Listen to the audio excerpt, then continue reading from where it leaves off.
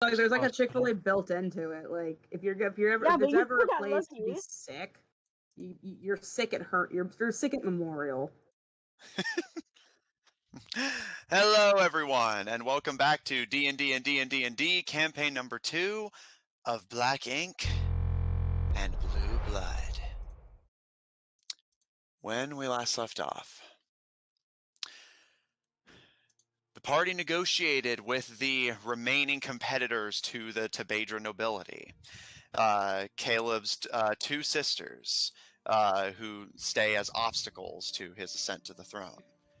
However, on being confronted in his uncle's lodgings, Caleb and the party managed to strike an accord with the Tebedra nobility that Summer Tebedra and Caleb Tebedra would be co-regents over the region, and the Elvish princess denied any intent on ascending the throne, simply wishing to return the favor that the Tebedra family had done her by giving her a place to stay after the party killed her family. However, on staying in the lodge to recover from the military coup you're planning and the co-regency, and making a few shopping trips, as you intend to soon investigate the mystery of Tebedra Farms, which many believe may hold answers to this mysterious sleeping curse that is attacking any who declare themselves Tebedran. A mysterious man, matching the description you had taken of the Upire in a previous village, came a-calling. However, on communicating with the man, it turns out he is not undead at all, and in fact is a blessed patron of the gods, here to assist the party in their quest, and claims to be the long-lost emperor of the region that had gone missing several years ago. I love how this is what I missed. To be fair, even if you had stayed, you were literally falling asleep. Like, you would have missed it anyway. Yes.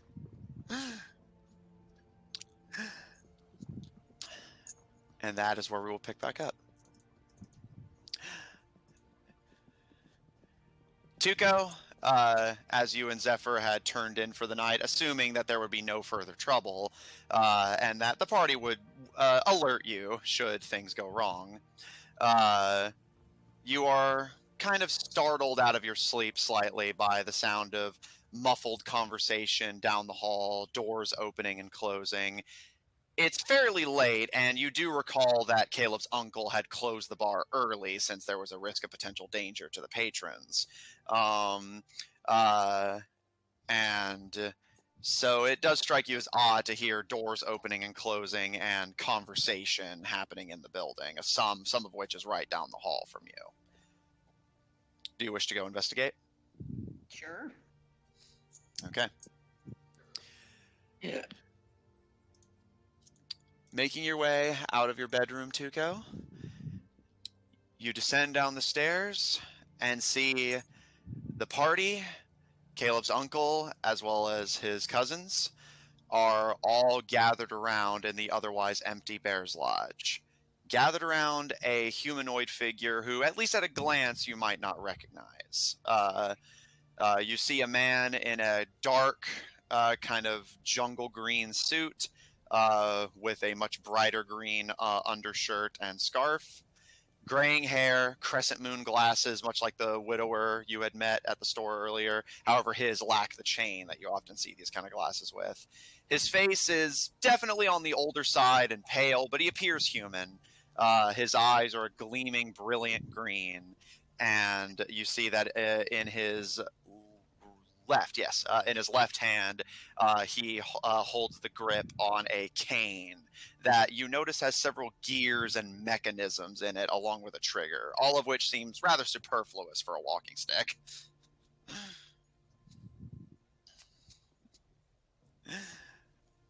On seeing you... Oh, go on. Go ahead. No, I thought you were done. As he sees you descend down the stairs, this mysterious man gives you a smile and a wave, Tuco, and gestures for you to approach. I apologize if we disturbed your sleep, Mr. Slitherite. Oh, no, nothing to worry about. What's all this then? I am this Upire that you've apparently been dodging for a while. Although your friends can attest that I am possessed of no such infection. Ah. Oh, what's the reason you, well, look the way you do? He kind of tilts his head in curiosity. Whatever do you mean? Referring to, because if I remember right, he looks weird, right? He does look kind of odd. He looks on the older side. His eyes are brilliant. I thought you said his skin was gray.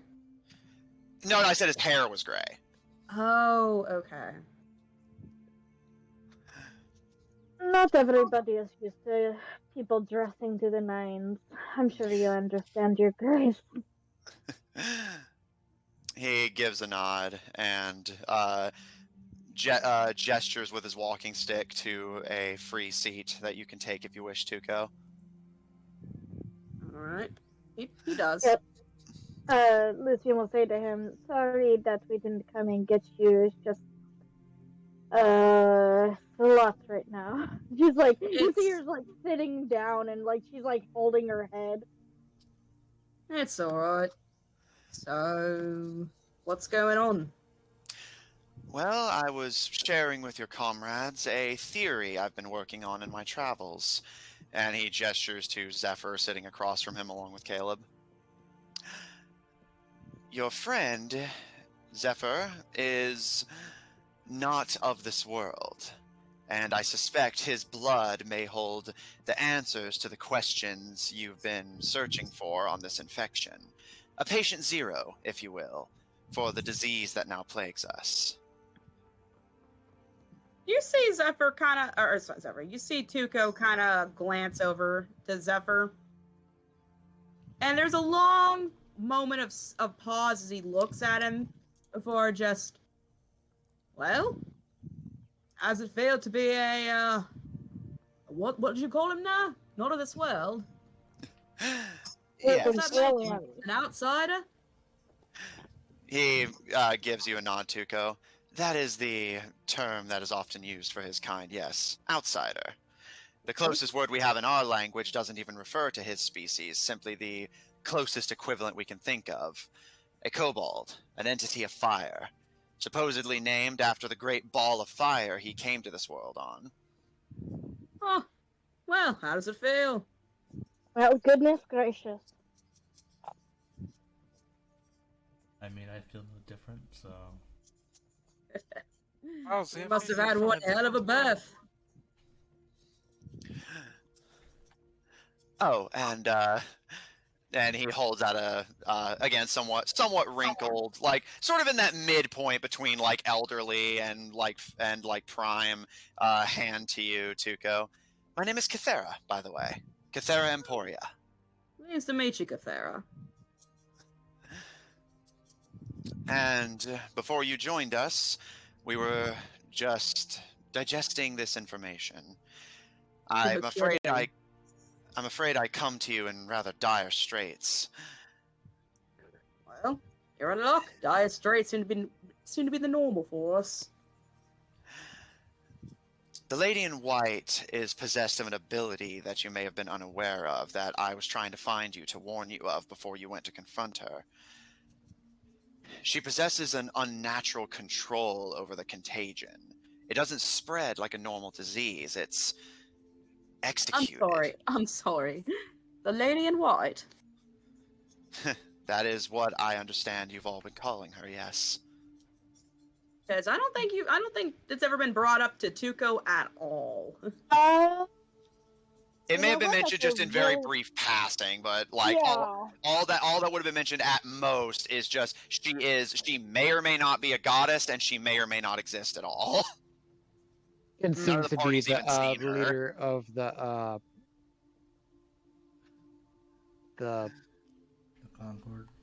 Concord. Yeah, after hearing, I guess, hearing from his friends like what's going on, He kind of like does a slow nod before. So you're telling me a woman I've never heard hide a hair of is behind all this? You would likely know her by a different name. The Lady of Chussets? Or the Chussets Witch? Does he? Roll history. I was gonna say, yeah. You know what? Didn't Guidance. Caleb know? Didn't we like know something about that story? Yeah, we established you know the story. It was like something that you were told of, like growing up, basically. And also Lucian knew. Hmm. Yeah, Was it the have him story tell that him. she was with like the king or something? Well, let's see what Tuco gets and go from there. Tuco? I also Haven't want to rolled give. yet. Okay. I want to give him guidance. All right. As Lucian lays a hand on your shoulder, Tuco, you 19. may add a. All right, and you may add a D4 to the result if you wish. 19.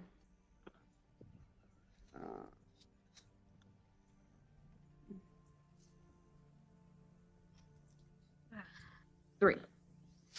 All right, so 22. Tuco, yes, you have heard the story.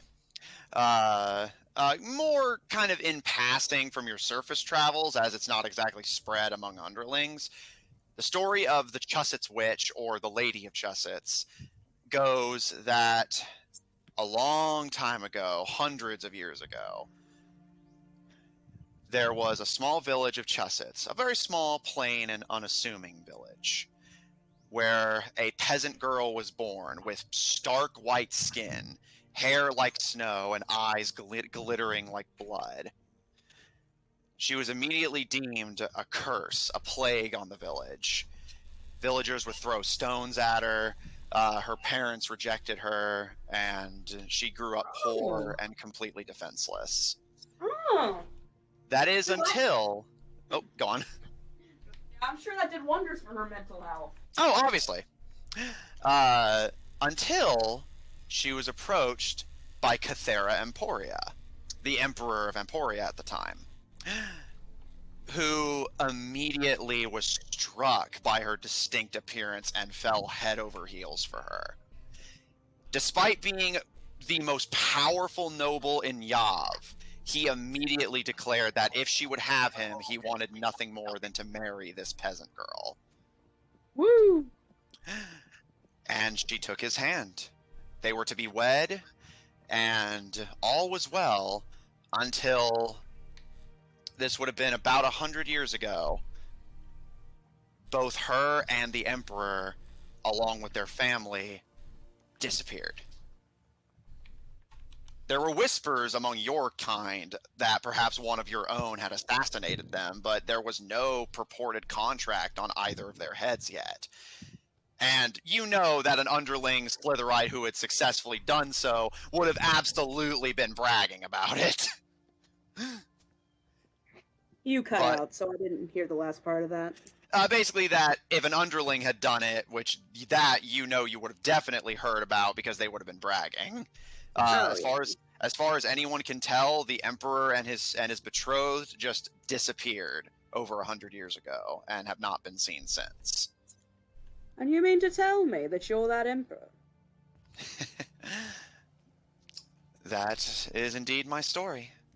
I do not expect you to believe me, but and he nods to the elves, I was told that honesty would better besuit this conversation. If it helps With me, it'll Tuco, get you far. if it helps It's such a Tuco- batshit story. if it helps Tuco, I do now recognize him from my childhood. That's great.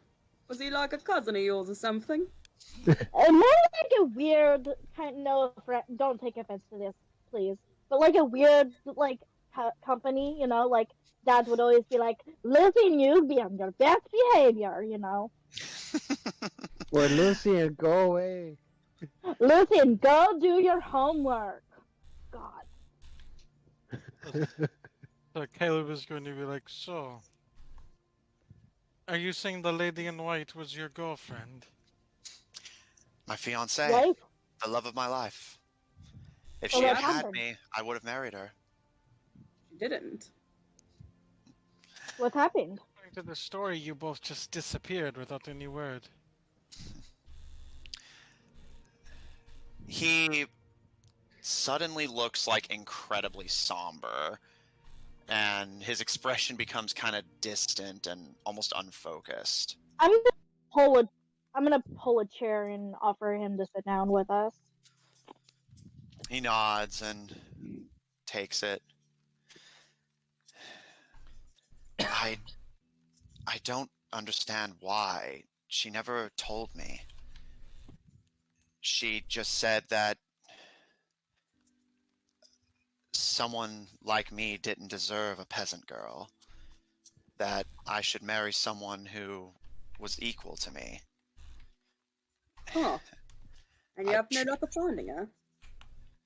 He shakes his head. She's hidden herself away. I suspect she's been traveling much like myself. I've been trying to find her for a century and have had no luck.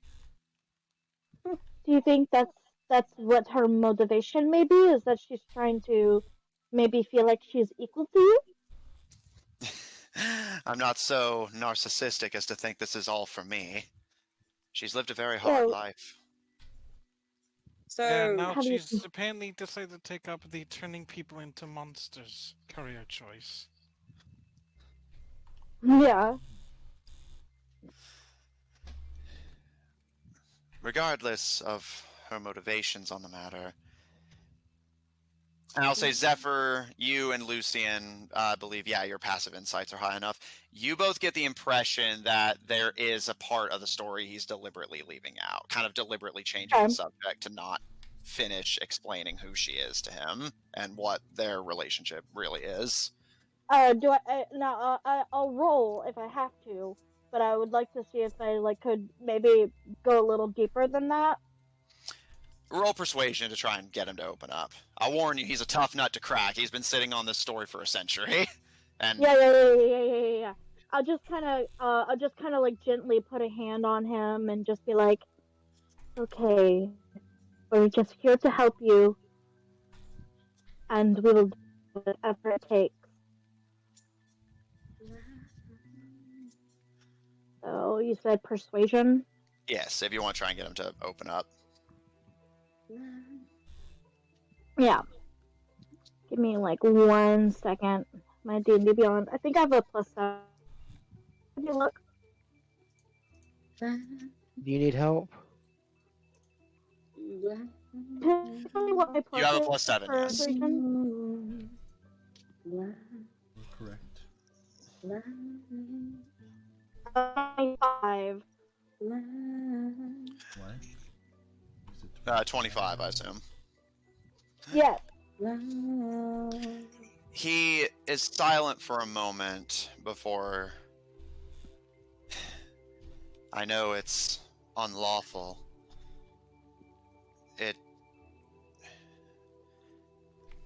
We'd had children. You'd have children. Lucian just kind of sits down next to him, just like keeping her hand on him, like comforting. Heirs to my throne. I had, of course, granted her a noble title, but she insisted that she was happy as she was, that she didn't need noble titles. Also, real quick, there's a little buzzy coming from your side. So, she had children by, and she still ran. He, again, that kind of far-off expression, but as Lucian places a hand on his shoulder, he sighs, and again, you get the impression he's been sitting on this story for 100 years and not told a soul. Yeah, I just imagine like Lucian's just like, it's okay, you know, like just kind of like just reassuring him that, you know, this is a safe place and, you know, we're only here to help. I didn't understand. We had children. 2 sons and a daughter. The daughter looked just like her. She was beautiful. My little snowflake, I called her. I kind of freeze. What was her name? He kind of sighs and takes his glasses off to rub a hand over his eyes and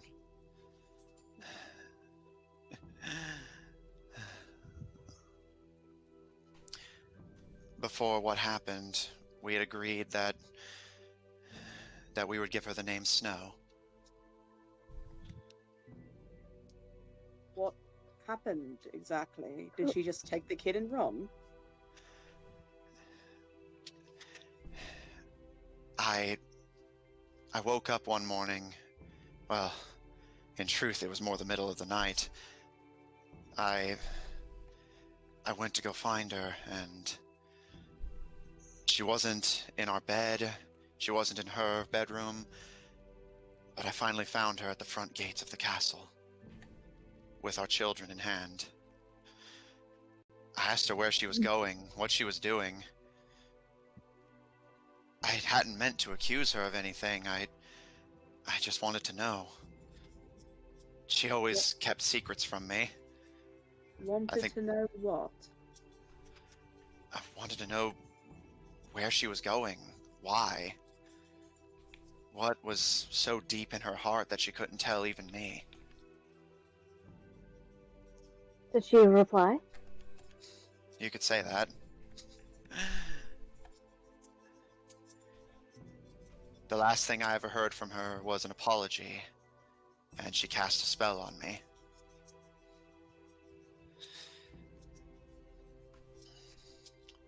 She tried to take the children, but I would not stop her from leaving if a life away from me is what she wanted, but they were just as much my children as hers. I fought back. And by the time the dust settled, we were all that was left. Magic is a dangerous thing. It's hard to control. And she's gifted with it. The Witch of Chussetts. From birth, she was a gifted sorceress. Many attributed it to some curse. I don't believe so. I think it's simply some great mystery of hers that even I never solved. But when both of us realized what had happened, what we had lost, what we'd taken from each other, she ran without a word into the forest. And I haven't seen her since.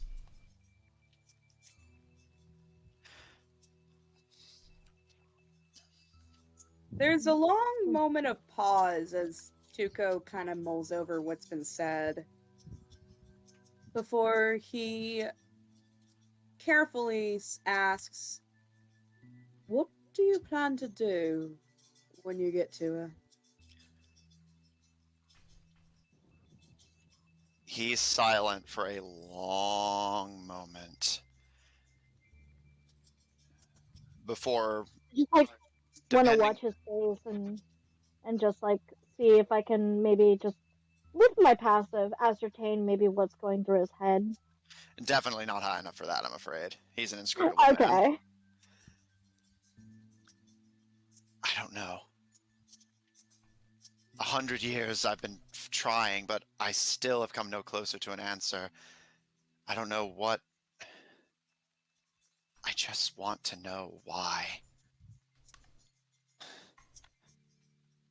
In truth, I think it's well within my heart to forgive her for everything. If I just knew why. You see, you see Tuco kind of like tilt his head Yeah, you kind As- of also see Lucian. as he licks his lips before. Mate, do you think that she knew that your own spawn, that they were infected? Maybe. Our children were blessed with magic, even from birth.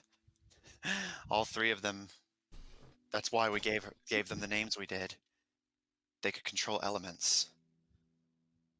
Snow, that sweet girl, could make the winter snowflakes swirl around her, form great sculptures and castles out of ice.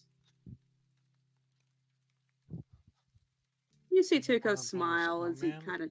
You see Lucian's kind of like on the edge of tears. She understands. She knows what's going on now. Do you think that she was trying to take the children away so that what happened to her wouldn't happen to them? I think that Archie has.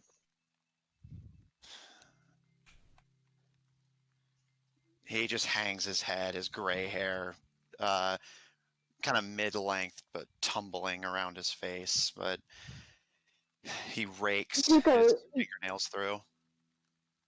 Tuco, you wouldn't know this, but when we were underground, we found one of the laboratories, and there was this machine that could tell us who was, who we are combined with, and the compatibility and all of that nonsense.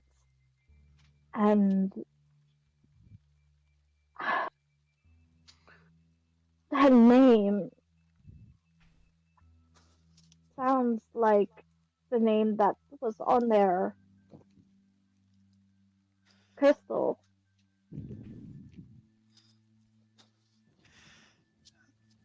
He looks to you, Tuco, and I never would have shunned her. I made it clear that no peasant origin or supposed curse mattered to me. He was in I a don't mean- world of hurt, though. Yeah.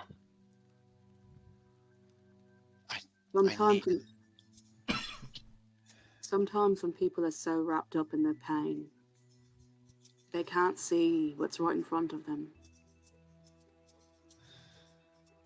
I need her to understand.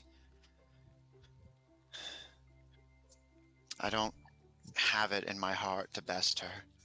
In truth, I honestly don't believe I'm capable. She Then killed don't. me last time.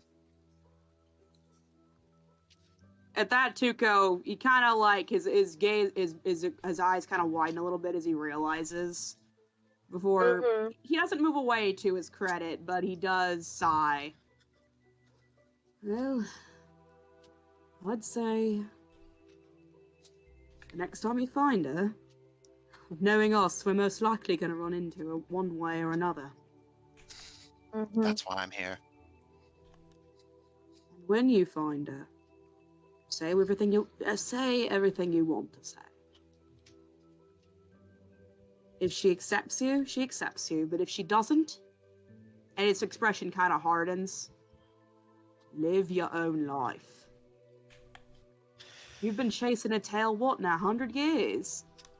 And she's not even come for you once.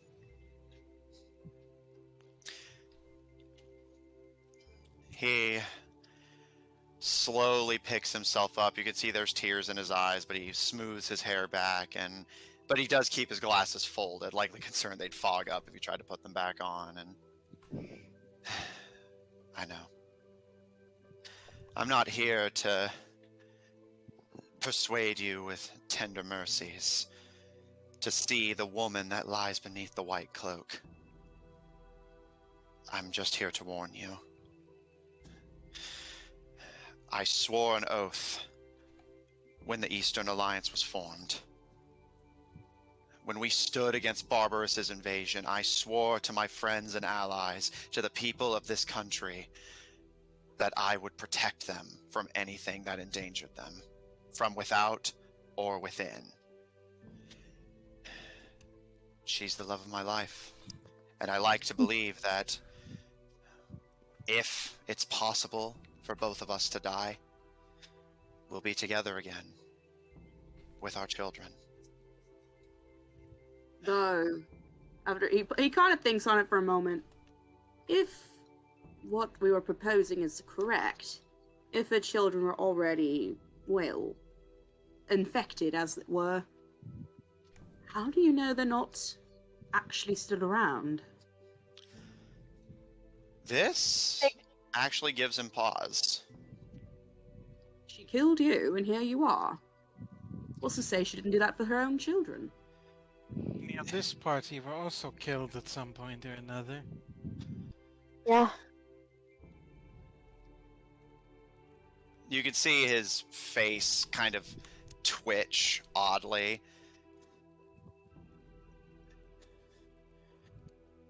Do not give me hope. It's not about hope, mate. It's about looking at every possible angle. I am a doctor. What's wrong with hope? Hope and love are the two most vicious motivators, I think. Until it's ripped away from you.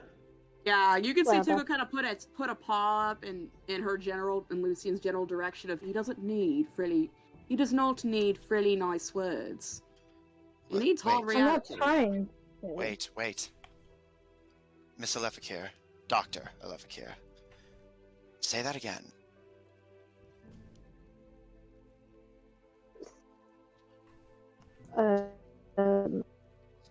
You're gonna have to fucking. Can somebody do something? I can't. Hello? Hope and love are two of the most deadly weapons. Okay, yeah. So, hope and love are the most vicious motivators? Is that what they said? I'm pretty sure that's what they said. You know, it's funny. She always used to say the same thing. She kind of blinks at that. I don't know how to respond to that after learning what we did. He looks back to you, Tuco, and I appreciate your frankness, Doctor, and you may not see it that way, but it is hope nonetheless. I was brought back by the gods, but perhaps she found another way. Well, yeah, there'd be a moment She before must he have. just. Yeah, clearly she must have. I mean, look at me. I'm gonna take one of my weapons and just slice my hand and show him the ichor. I was He dead nods. for like 5 years, and 7. you know, Oh. 7? You were dead for 7 years. You perished in an accident, along with your father.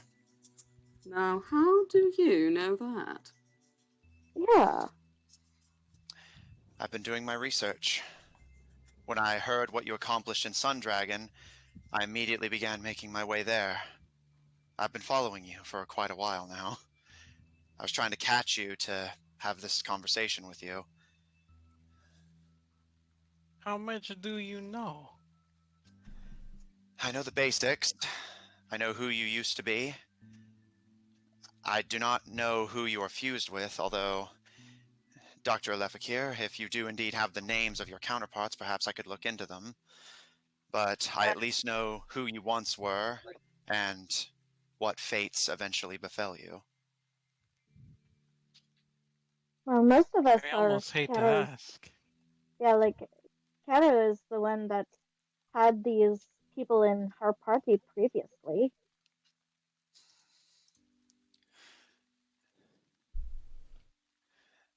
He is silent for a moment, and looking to you, Caleb, he kind of stares for a moment before just, I will not burden you with information that you do not need. I guess it is ultimately not really important. What's done is done. Indeed. But, as I said, I do not come here to persuade you to show tender mercies to A woman who has troubled you all greatly. I'm not such a fool as to expect I even could if I wanted to. Nor am I here to stop you from doing what must be done. In truth, and his grip tightens around his cane, I'd be lying if I said I hadn't considered it myself. There are times when I'm alone in this God's forsaken country, watching the people I try to protect fight amongst themselves and squabble over petty nothings, knowing that she's at the root of it all. There are times where I consider, would the world be better?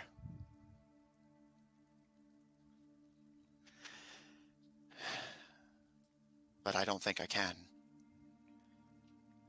Even if my heart was completely in it, I was fighting to protect the lives of myself and my children that night, and I still failed. And she's likely only gotten stronger. I've been wandering and reading. She's been manipulating, pulling strings, fighting, tooth and claw. I was born into power, but she seems intent on earning it, with blood and tears. Then she will get. There's this moment of Tuco kind of like his expression is very like great, like gravelly, like before he's just. Then she will get the death of a noble. If power is all she feckin' cares about, then that's all she's gonna get. You won't even get that if I have my way. Lucian kind of gives a chuckle. I don't much care for this whole me against the world, let the world burn philosophy, as it were. She was always such a sweet woman. I don't know what's happened to her. And then just one day, just up and left? That was it? He gives a nod. Yeah. You don't know somebody. You don't really know somebody until... Well, they say you don't know a guy until you marry him, but... in your case... Indeed. Do whatever you must. I promise you, you have my oath as an emperor. I will bear you no ill will, and I will see to it that you are not penalized. But in exchange, I do ask one request. And what is that? I will make every effort to assist you along the way, and with any luck, I'll be there when you confront her. But in the event I'm not, in the event that you stand alone against this threat against Yav and perhaps the world, all I ask before you send her to meet our gods is ask her why. What could I have done to stop her? Did I not love her enough? Did I not give her enough? You have my word. Likely, I'll ask. most likely, her inner demons won. Mm. But it's not unto you to worry about the ifs, ands, or whys. Is it not my duty as her husband? Are you even her husband anymore? Good as. I believe some say it is until death. Well, by my reckoning, she's yet to die. And he kind of You smiles did. a little bit and puts his glasses back on. You did. True. He kind of is quiet for a moment. It looks like he's contemplating something before he shakes his head. And before you came down, Mr. Slitherite, I was informing your friends. I suggest that before you seek her out to confront her, it may be wise to seek out Dr. Knight. Other than the alchemist of Shadow Lily, Dr. Knight is the only person beyond my lady herself who can possibly purge this from your companion's blood. If you go to her castle with the infection still within your veins, she'll control you. As I said, she has an unnatural control over this contagion. That's why you've been struggling to find a cure. It is neither pure chemistry nor pure magic. It's a little bit of both, mixed in just the right way. And he nods to Zephyr again. With materials from so far away, none of us would know what to do and how to respond to them. She was never much for science, but I suspect Dr. Knight may have persuaded her in that regard. I don't know what she's after, why she's doing this. But that's all I want to know. Beyond that, as I was going to say, she is the woman I love more than any person. In truth, if I made it all the way to the castle, even if I thought I could win, I may struggle to even try. But more than that, I swore an oath, and I keep my word. You're right, Caleb. Prince Tebedra. To death do us part. My duty as the protector of this land comes before my duty to her. If she stands between me and the people I've sworn to protect, then she must be brought down, with her head or without. For that, you see Tuco smile slightly before giving him like a pat. You're doing a great job. Putting your people before your love. I'd say you're not a half bad emperor. He's honestly the best. You flatter me. I'm simply doing what all nobles should strive to do. Much as it betrays my age, I struggle not to say that back in my day, nobility truly meant something. We were expected to be better than our lessers, in moral and in status. You sound like my mum. I met her once. She was a good woman. I miss her. He gives you a nod and sympathetically pats you on the shoulder.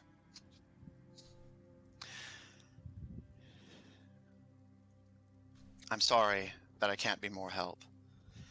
I'd hoped that I could come to you with answers, a cure, a location, a plan. But as I said, I'm beholden to honesty.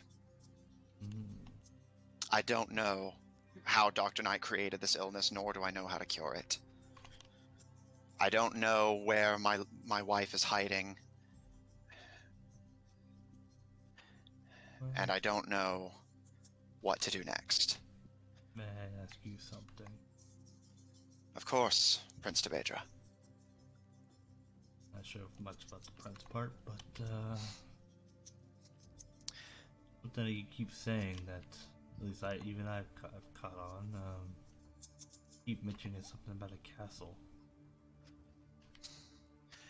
I've heard stories from your kind, actually, Mr. Slitherite. I've journeyed to the Underdark in my long years of life in an attempt to find answers. Supposedly, in lands that were once my own, my wife has constructed a castle. A castle of pure black, made of the bones and blood of those who have fallen before us. Supposedly an ancient battlefield. And She lives there. if the stories your people told me are to be believed, her Only- monsters patrol the grounds. None can get in or out. I look over to Zephyr. I think I know somebody who could. Oh.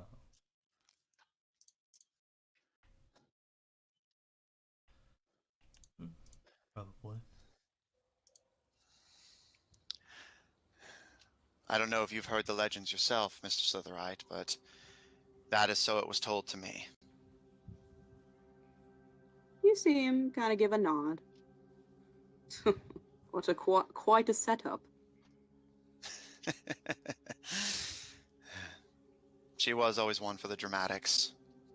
When she heard that she had been labeled the Witch of Chussets, I told her that I would be more than willing to punish anyone who insulted her in such a way, but she refused, said that she would wear the title with pride.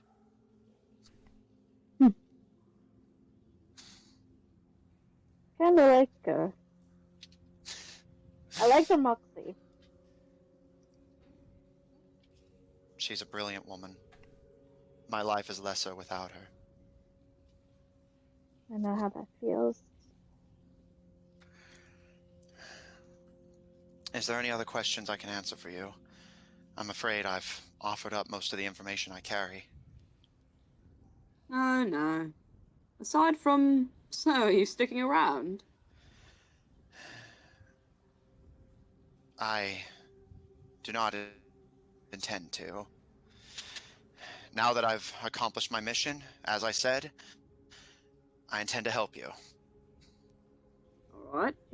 I do have a question. Of course. Do you know anything else about the Concord? I know who is involved. I know Yeah, why. same. Oh, That might be good to know. that would be great information. Hang on, give me 1 second. She's gonna like scramble for her like notebook. Okay. Give me like 2 seconds. I gotta get my fucking notebook. He gives a smile as you scramble for your book, and I'll admit I'm surprised. I did not think the motivations of our enemies concerned you greatly. It might help my plan, my strategy Motivation. to help deal with them. We're trying the peaceful route Motivations are yeah. initially. Hope it doesn't bite us in the ass too Initially. much. I know exactly what they want to get out of it. I know exactly how to make them hurt. Did he muted Okay, for everybody? I am ready. I'm ready. Hello? Ever was just fixing their connection, I assume. Oh. Yeah, everybody went quiet. So what happened? Oh, like basically, we were just Caleb was just saying like if we know their motivations, it might help us figure out a counter strategy. And we did hear you whenever you said, "Yeah, we're going to try being diplomatic, but if that fails." Well, Alright, I am ready, Matthew. as I will offer you as many answers as I've been able to find. Any more, and you'll have to get it from the horse's mouth, as it were. Well, who do you wish to know about? Any information that you have would be so helpful. Like everything, if you can. Well, some of this is admittedly deduction, but I am confident. While I don't know exactly how long ago the Concord was formed, I suspect that Dr. Knight was the first that my wife approached. Although, who approached the other first, I can't say. All I know is that by the time the other members began to join, stories about the Ichor infection were already beginning to spread. I don't know if you've heard, but the disease that runs through your blood has been ravaging this land for near of a decade now. Yeah. Really? He gives a I've nod. heard. It's mostly been contained to isolated areas. The Concord was smart enough to know that if they infected a public place, people would start talking.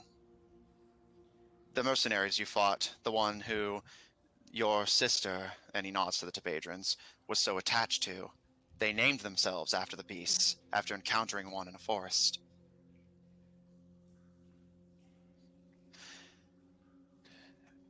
Dr. Knight is a Tengu and an Oathbreaker. A worshipper of the Plague Doctor. Ah, hate him already.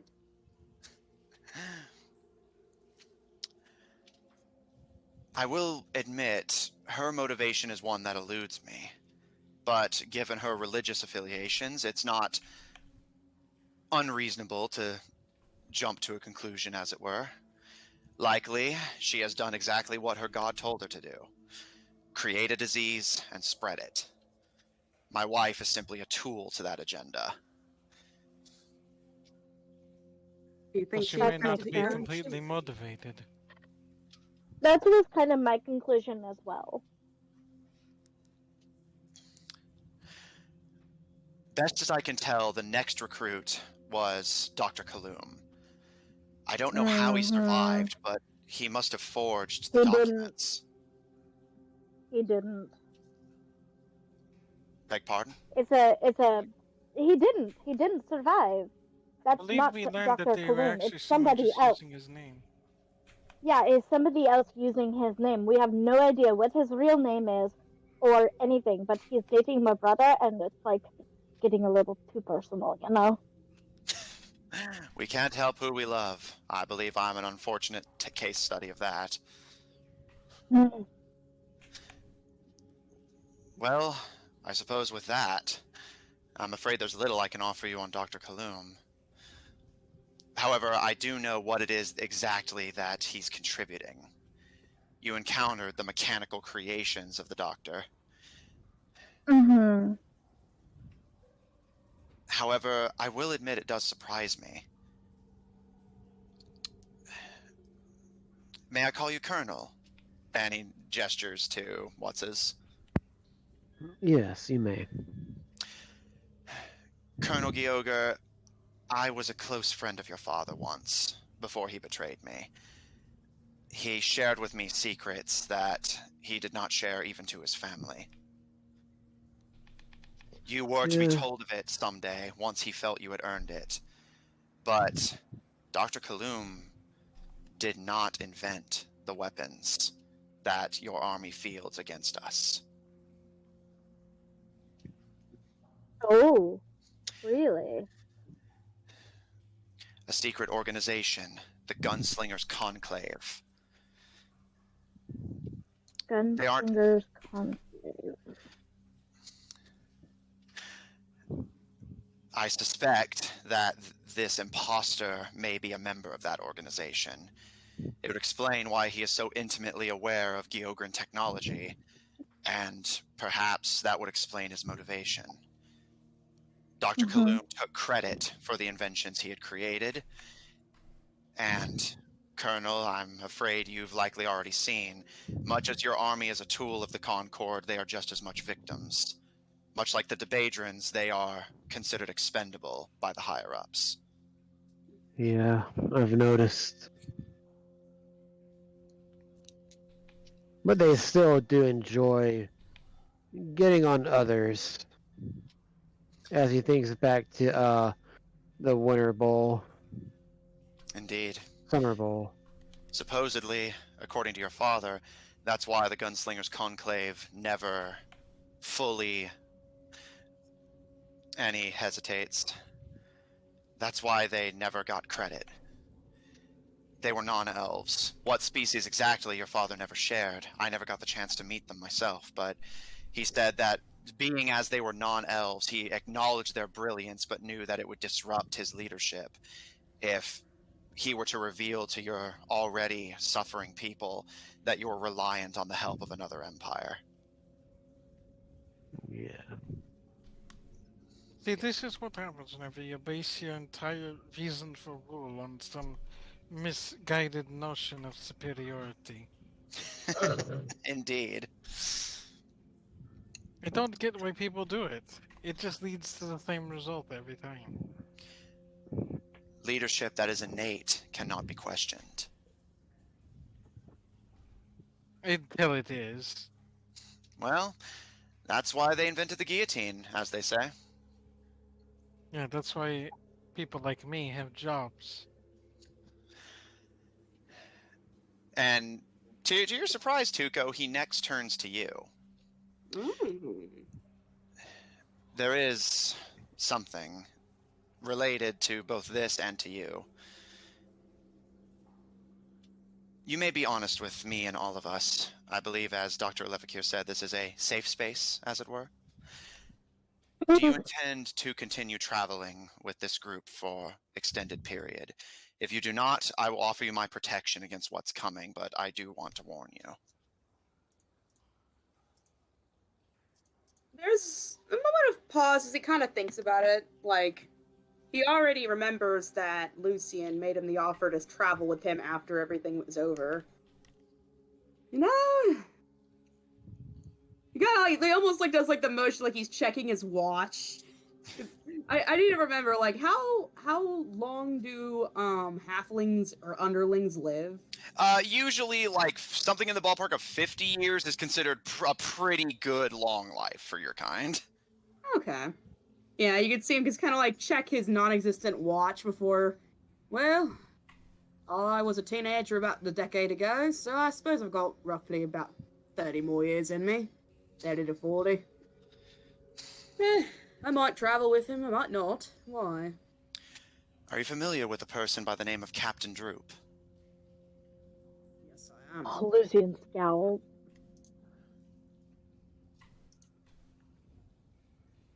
Yes, I Later. am. That is how I actually discovered what you had done in Sundragon. Long before news of the airship's destruction and the salvation of Sundragon against the Armada, I'd been traveling in the Minlus Kanat, and, well, given their background, they still have quite a few connections, as it were. And they informed me that... And he kind of almost gives you a bit of a smirk as he tilts his head to the side. Apparently, you've done something to make people very upset. Oh, really? Me? Little old me? Indeed. I won't interrogate you, but... What is he referring to? I will say you had told me out of character that part of you leaving was not necessarily under good circumstances, and it is not at all unheard of for Slitherites to take contracts out on each other. Ah. Captain Droop is a high-ranking captain that, at least at one point, operated under the constraints of Brother Capricorn of the Brethren of the Coast. But Oh, my father used to tell me stories about them. he gives a nod. But Captain Droop has unfortunately gone rogue. As best as I can tell, they were the next to join. At this point, they had assembled a scientist, and if they truly are from the Gunslingers Conclave, an even more brilliant scientist. They had everything they needed to begin spreading the infection. What they didn't have was the finances to do it. Thanks to your father, Colonel, the Gunslingers Conclave are not nobility and likely make simply enough to take care of themselves. If they were nobility, we would have found them by now. Dr. Knight is an oathbreaker, thus their surgeries are brief and often unpaid. And I would have given her the world if she had asked me, but my wife didn't take any of my treasury with her when she left. They needed money if they were going to begin this operation in full. So they approached the captain. Best as I can tell, their involvement is simply base desire for greater wealth. Apparently, Droop has decided that they will get a greater share of the finances working for the Concord instead of the pirates. Sure, the pirates appreciated that decision. So, why was Tuco mentioned? He hasn't said yet. Ah, okay. As a result, I've made an effort to track any finances that can possibly be traced back to the good captain, and I heard your name mentioned. There's quite the contract on your head, and I don't know if it's on the Concord's order or not, but apparently Droop has seen fit to get involved. They are by no means a bounty hunter themselves, but they have the finances to hire the best bounty hunters in the world. More than likely, they'll begin making their way here soon. I think a pirate would be a little better at getting at the illegal stuff. At that, you would see Tuka's expression just he normally has this perma expression, like he's faintly amused with everything. He doesn't have that look at all. Well, if she ever manages to get her little mitts on me, she'd best hope that she doesn't miss. Indeed. I don't regret what I did. Nor what I'm going to do. Oh, what did you say?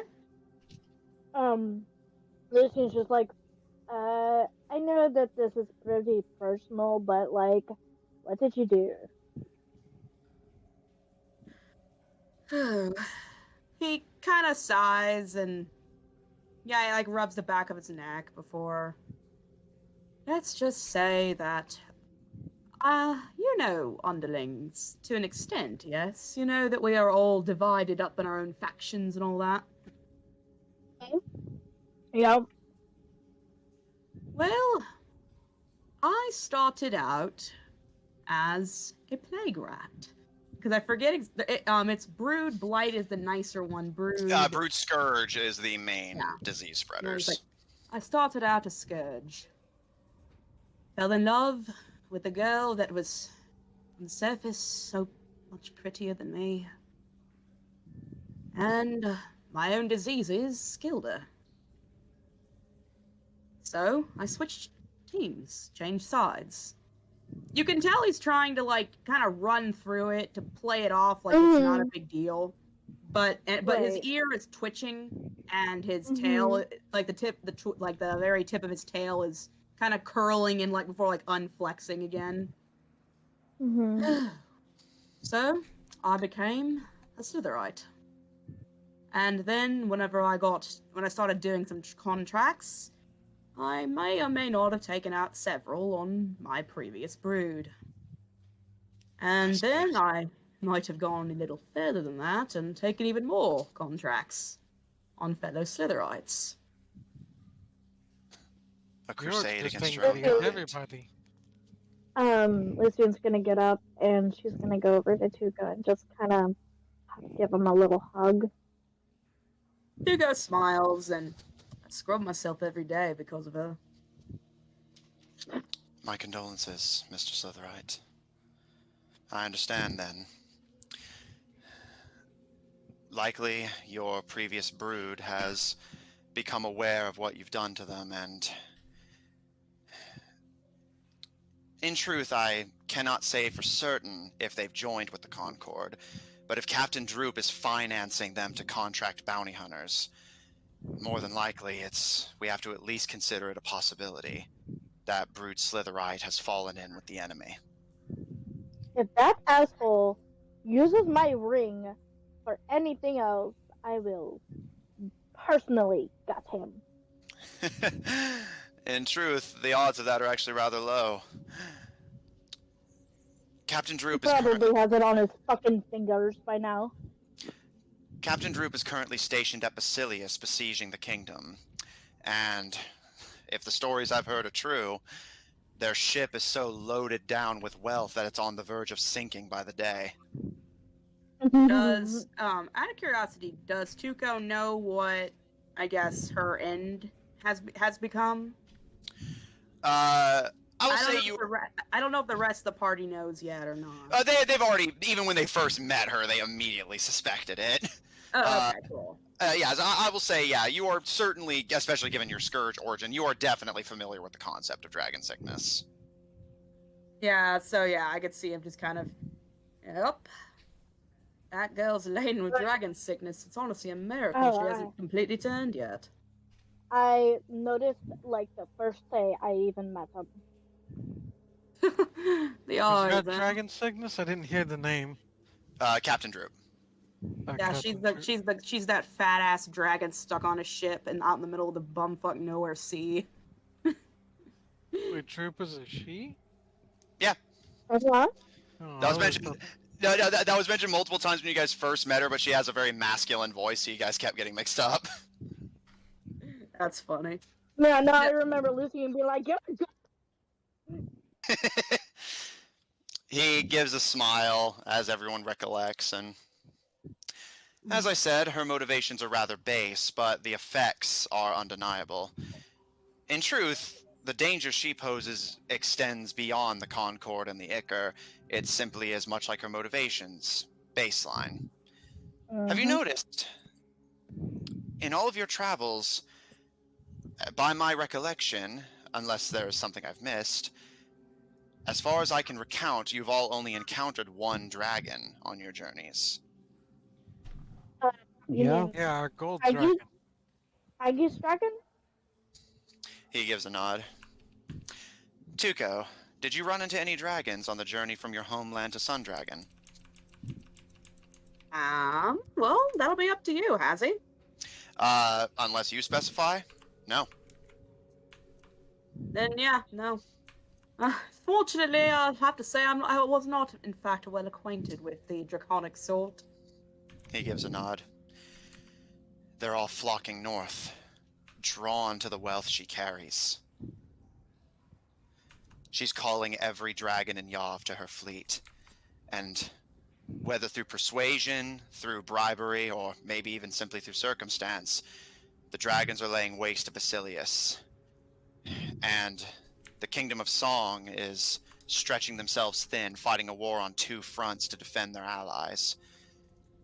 The two of them I had hoped to be allies in this war, but with Captain Droop and Queen Wyborn destroying them from two sides, there's little they can do to help us until we alleviate their burdens. Don't you worry, she's on my shit list too. Well, now that she's been unwise enough to take a contract on me, I'd be more than happy to pay her a visit. He gives a nod, and as I said, I simply thought it prudent to warn you. Even Thank if you. the bounty hunters around the world do not respond to the contract, it is definitely a possibility that local assassins, including maybe even some of your own kind, will answer the call and come to Droop's aid. I promise. Don't worry, Tuco. I promise I won't take your assassination contract. At that, Tuka kind of gives him a smile and kind of reaches over and gives him a little head ruffle. Oh, thanks, mate. No, he's the best, isn't he? Thank you, my liege, I should be saying. Yeah, I'd probably be too busy to be doing that kind of work for a while. Aren't they always? That's why they hire us to do it for them. I guess if I ever feel like saving money. Tuka kind of gives him a grin. As you all know, Barbarous has already begun to make moves against the Western Alliance. They are the Scar Concord's military center outside of the Geogran territories, and more trusted than the Geograns. Barbarous represents their military stronghold. If Barbarous falls, they'll lose a good portion of their military might, although they still pose individual threats themselves. A smile. Well, Aggie is working on that right now, and when we're done here, I'm gonna go join her. Yes, and those soldiers will probably find things very difficult whenever they're always hungry because bandits keep stealing their food. Ah, unconventional warfare. Rather interesting. Well, we are an unconventional kingdom. That you are. I'm sure even you wouldn't have given us a chance. In truth, I would have. But I was already long gone by the time your father rose to power. I had the pleasure of meeting the man once or twice, but beyond that, the word of an emperor who is supposed to by all rights be dead doesn't count for much. Yeah. Understandable. Is there anyone else you wish to know the whereabouts of? Let's see. We did Dr. Knight. We did Gloom. We did Throop. We did Barbarous. Only ones we're missing is Ergos, Bloodborne, Lucifer, and hang on. I want to know what Lucifer is. I'm missing one. Definitely want to know what that shithead's been doing, but that's all I can remember right now without my other notes. Well, in truth, that's actually a rather interesting one. Oh I boy! I didn't I'm gonna realize. sit back down. I didn't realize it was him until I found out you had last been seen in Sundragon. By what I was told during my travels in the Minloose Connaught, you had returned to the Wicked Commonwealth and repurchased your family's old manor. Yeah, he told me about that. He hasn't been seen anywhere else. I've been tracking all appearances of the gold-cloaked man, but he hasn't been seen since that purchase has been made. Likely whatever business he has with your family's mansion is keeping him there. At the very least, we can trust that he likely will not answer the call of his allies unless pushed. Although, if he does indeed have a personal connection to Dr. Kaloum, I suppose we cannot truly eliminate that possibility until we account for both of them. Well, I know that he's already done like a shit ton of things for them, and he was providing manpower. He was approached not long after Captain Droop joined. From what I heard, some suspect your brother may have joined first and convinced Droop themselves to join. All that's known for sure is that they joined around the same time. Your brother... He can be very persuasive. Your brother was the last of the Alephakir family, sole heir to your fortune and to your titles and land. Many thought that his future was secure. Fate had done for him what most have to do themselves. But he was unsatisfied, for whatever reason, and simply disappeared one day. However, that's when stories of the gold-cloaked figure began to appear. A scythe-wielding elf, going from kingdom to kingdom, raising the dead in honor of the Scar Concord. Droop provides them with money to pay their soldiers, and Barbarous provides them with the soldiers to be paid with Droop's money. But your brother gives them the, let's call them conscripts. Expendable troops. Much like the Gyogrins. Yeah. That's what I've kind of been guessing. Not as bad as I thought, but to fill in the gaps, he disappeared because of me. The Ichor beast that rampaged in the capital. That was me. And she looks very, very, very, very sad. Like, on edge of tears. I killed so many people that day. And I hurt him badly. And that's how he found this Kaloum imposter. If it wasn't for me, he wouldn't be in this situation. Yeah, they would have figured some way out.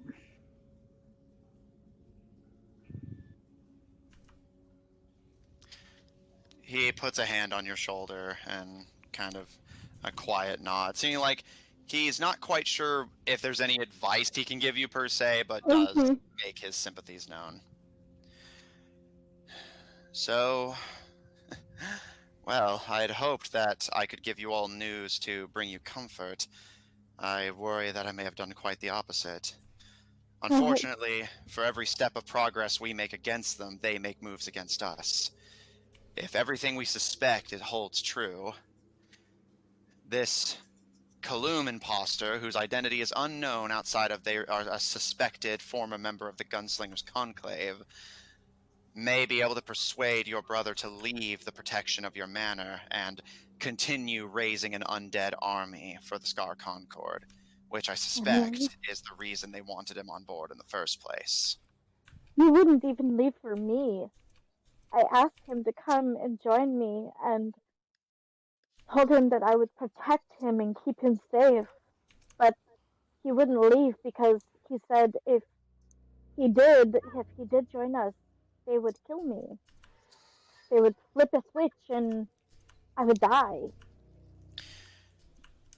The Lady in White's control over this disease runs deep.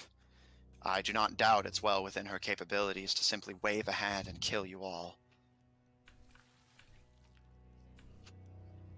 Interesting to know that.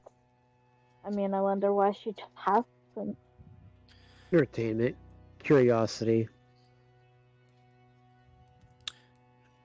He's quiet, but he kind of looks to Caleb for a moment, and the prince said it himself. There are more subtle ways to accomplish your goals than violence. At least, violence in the traditional sense.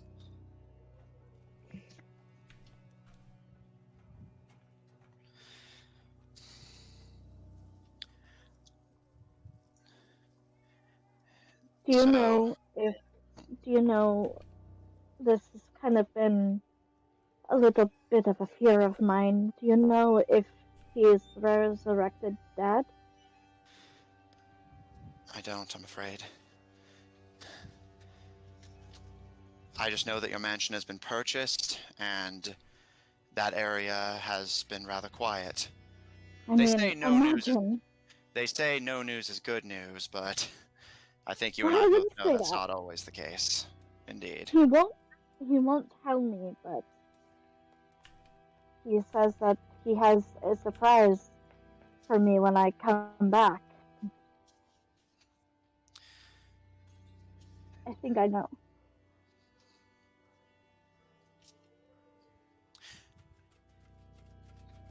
As somebody who also once battled a great loss, I would advise you of what you already know. Always show caution in scenarios such as this. Resurrection always comes with a price, no matter the method. And Tuco, you see him wrap a hand around his palm, and as he moves, what you see is an emerald green handkerchief wrapped around it. You can see, unlike your comrades, which bleed a staining dark black like an ink bottle, his blood is this kind of glittering gold. It appears he had cut himself earlier to demonstrate to the party, you imagine. And whereas your party, Lucian's hand is now stained with ink, his is stained with this like glittering gold color. I'll take a sample. You may. The gods didn't tell me I couldn't. And he holds his hand out to you freely. Tuco smiles as he like scoops it, like produces a vial and like, you know, carefully like puts them in the vial. Yeah. And yeah, he will like prick a finger to bleed into 2 vials, one for you, one for Lucian. I don't suggest drinking it though. Oh really? No drinking, huh? I'm afraid so. It has toxic properties. Oh, I reckon, mate. I know you're a brilliant doctor, Mr. Slitherite, but I'm afraid that I have not warned people of that before, and they have made just such a mistake. Really? Amateur night.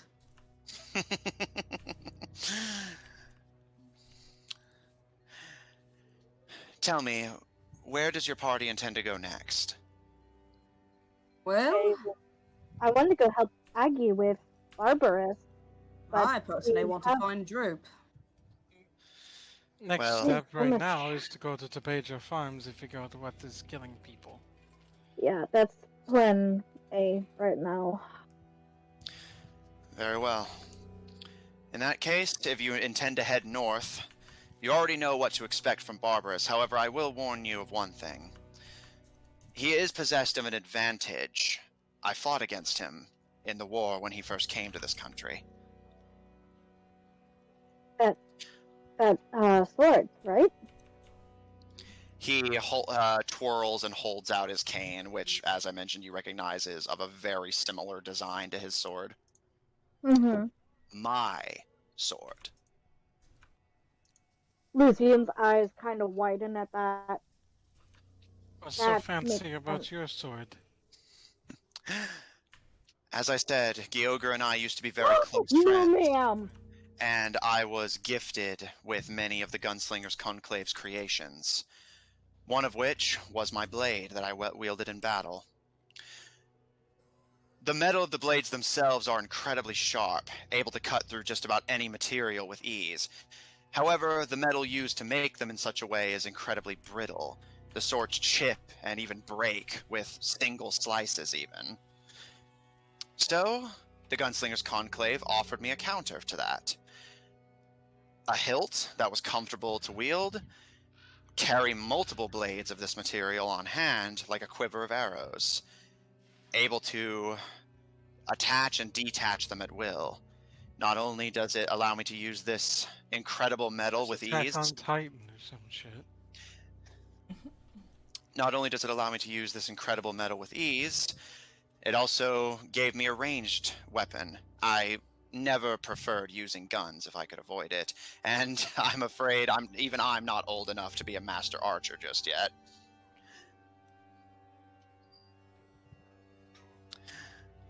Yeah, I think the only people able to master that are elves. Indeed.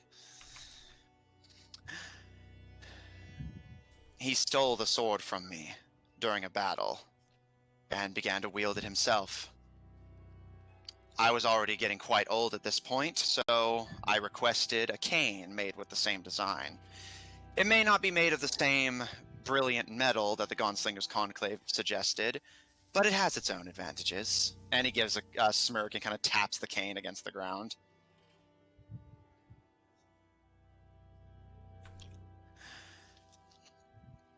Along with that, he stole several artifacts from all over the continent during the war.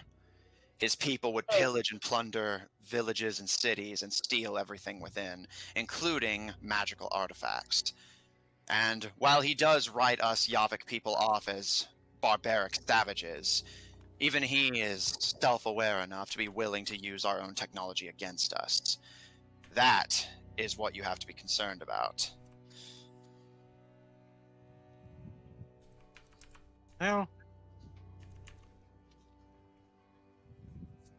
he'll have a hard time swinging a sword if he's not able to get stuff, or he'll run out of blades if his people turn against him because they're tired of starving. Quite. And Tuco, if you and the party intend to travel north, the situation there is unfortunately rather grim. While your friends had already done the good work of quieting the Ergos Republic, they have not been making assaults on the neighboring kingdoms in months now. But ever since the destruction of Mercurial, the Humor Empire has launched a fleet against the giant tribes of the south. And if the giants fall to him, the Kingdom of Song will be besieged on 3 sides, and will almost certainly fall, with Basilius shortly to follow. Our list of allies is growing thin. I suggest you increase that number if given the chance. As it stands, all we have on our side is the people in this room, and the members of the Western Alliance, who are, to put it mildly, greatly outnumbered.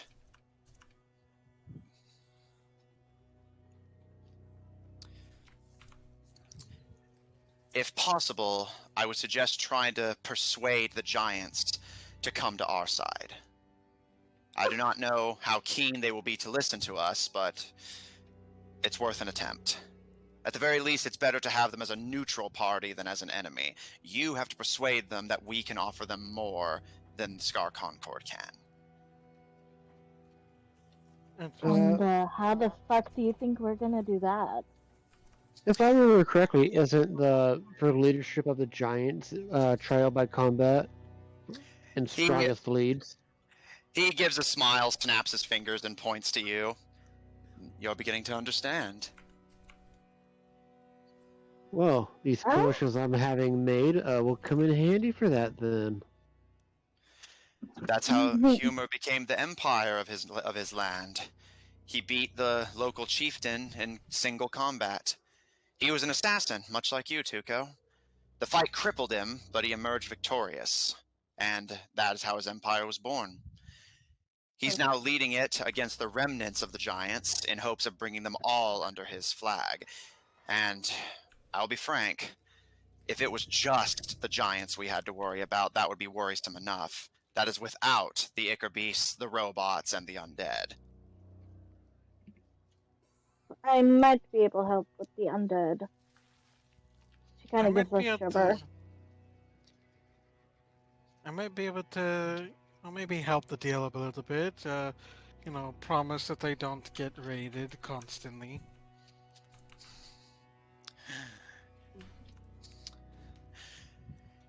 If you intend to relieve our northern allies, then your remaining obstacles are Captain Droop, who is currently off of the coast of Basilius, besieging them. Their pirates raid the shores, dragons flock to the beach and lay waste to the cities, and Captain Droop's ship grows ever closer to sinking by the day.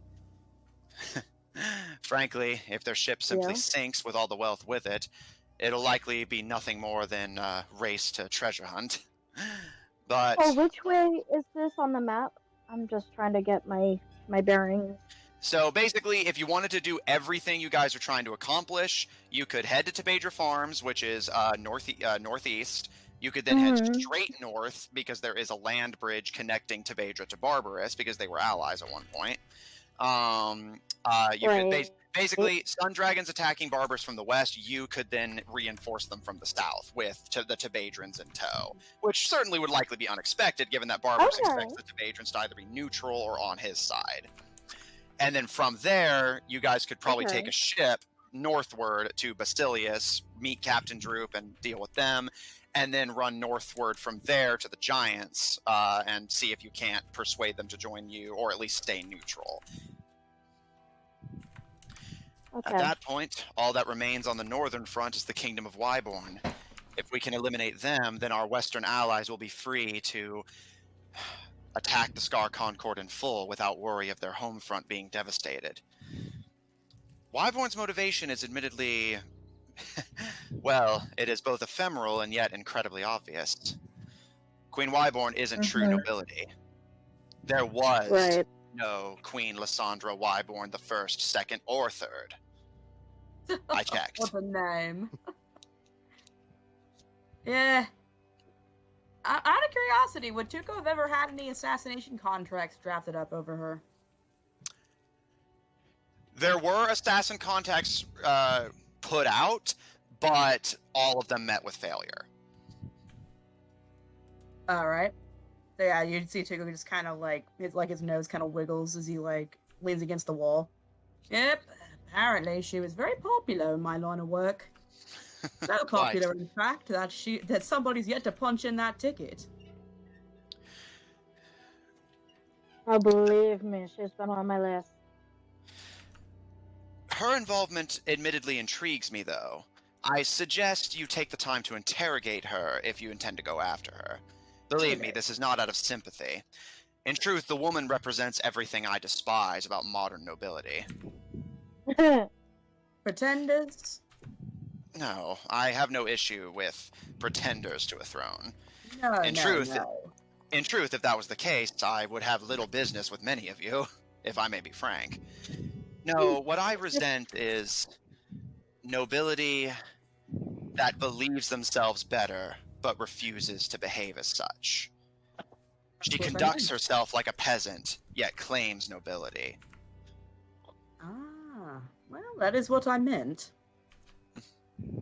Then we are on the same page, but as best I can tell, neither Barbarous, Ergos, nor Humor have ever directly interfaced with the Lady in White. And yet, Lucifer, your father, and he gestures to, what's-his, and your father, and he gestures to Zephyr and Caleb, never interfaced with her directly either. The only ones who reportedly have done so are the highest-ranking administrators of the organization. As such, it surprises me then that Wyborn seems to be the one giving orders. As best I can tell, she is in charge of everything. And unless any of you have a lead, she may be our only lead to tracking down the Lady in White herself. As far as I can tell, she is the only one of our targets that we can immediately access that has directly communicated with the woman. The only other options would be Dr. Knight, Dr. Kaloum, or your brother, Dr. Lefakir.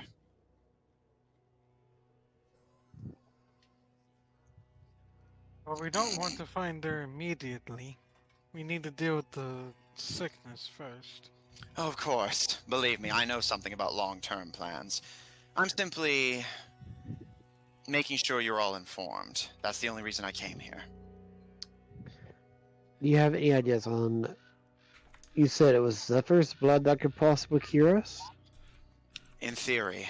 I'm admittedly no doctor myself, but his disease I know to be the origin.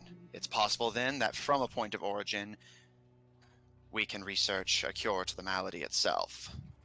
Yeah, Do you have any At ideas? this, Lucian just kind of like looks at Tuco.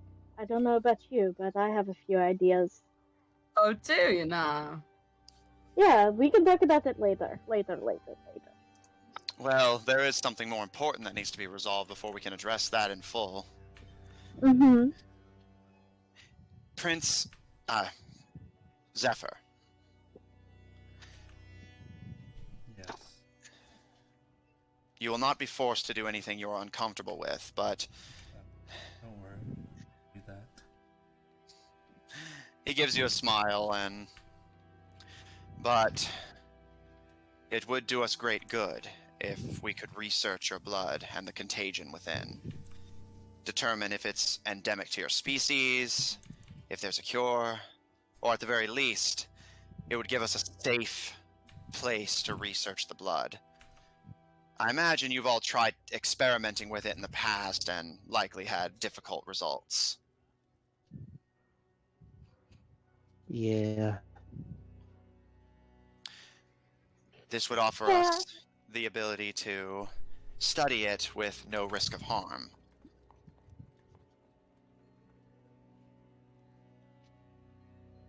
That makes you I'll pay you for your blood. Why would you say that my blood would make risk of harm? No risk of harm to others, and I'm sure the doctors could engineer a painless and safe way to get enough blood for study. Yeah. Yeah, you see Tickle kind of gives him a grin. Don't you worry, mate. I've yet to have a single patient die on my table. Yeah, there'd be no I don't need a table. Just give me a couple of vials. That's my girl. I'm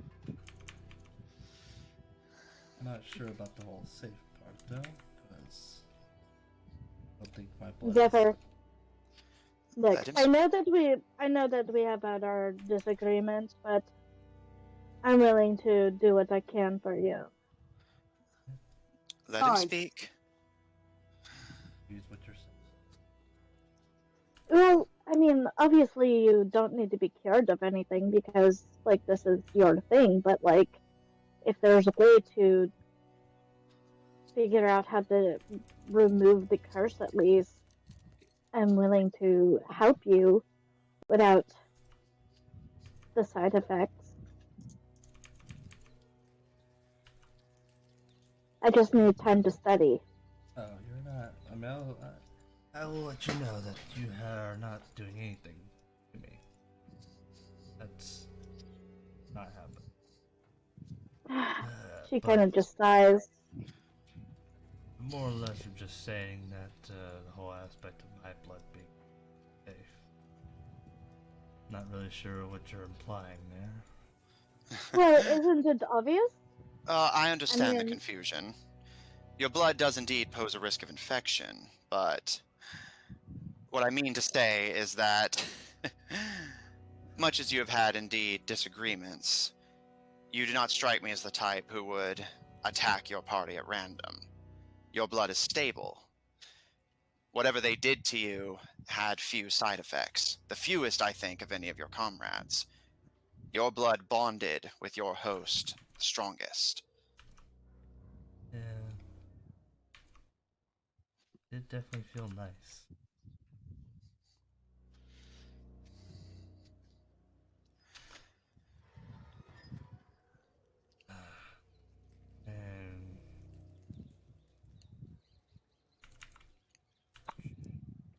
And well, I guess I'll see what I can do about the whole blood thing. I don't know. See. That is all we ask of you. Lucian looks very stressed. Is there any other questions I can answer for you?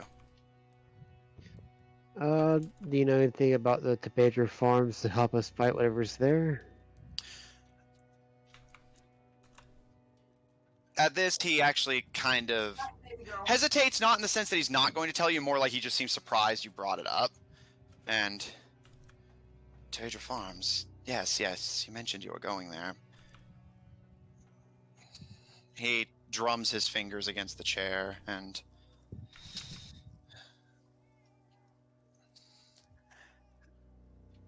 as I said, I encountered your father, Prince and Zephyr, only once. In my travels, I came to this land. Back then it was still a part of the Weiss and Sardom. And I came in the dead of winter. Snow on the ground. I had expected to simply stay for the night at the farmland as I had before and continue my travels in the morn whenever the snow had melted. But there was nobody there, or nobody alive. I investigated and found that everyone had simply died in their beds, as if they had fallen asleep and never woken up. Ah, that would be the sleeping sickness. I encountered one of the Ichor beasts there. A great tentacled monster. In Lucian's old house. No. No, And my house is far from here. it's actually, and he looks to the Tobadrons, in your mother's house. I locked it in the basement to seal it away. I had hoped that that would muffle the spell it put on others. Perhaps, well, there was nothing I could do for the victims, but I could at least prevent this from happening to others. Indeed, it must have worked, but perhaps being locked in the basement has only made it grow stronger. Do you think it's intelligent? We've encountered intelligent ones. I tried to speak to it when I encountered it, but got no response. Whether it has developed consciousness since then or not, I can't say. But what I do know is I took the time to study its powers, figure out how they work. It spreads through dreams. Okay.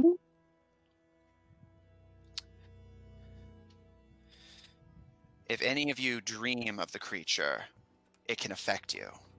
Its power is already in you. I'm gonna look at Caleb. That doesn't sound good. What happens if it's already in you? Most simply fall asleep. It nearly happened to me. I lured it into the basement and tried to run back out. I couldn't make it up the stairs. I was so exhausted. I saw myself in the mirror as my eyes grew dark and lifeless. The creature, in its mad crawl to get to me, knocked over a lantern and set the basement on fire. It was only that startled me enough to give me a burst of energy to get up the stairs and lock the door behind me.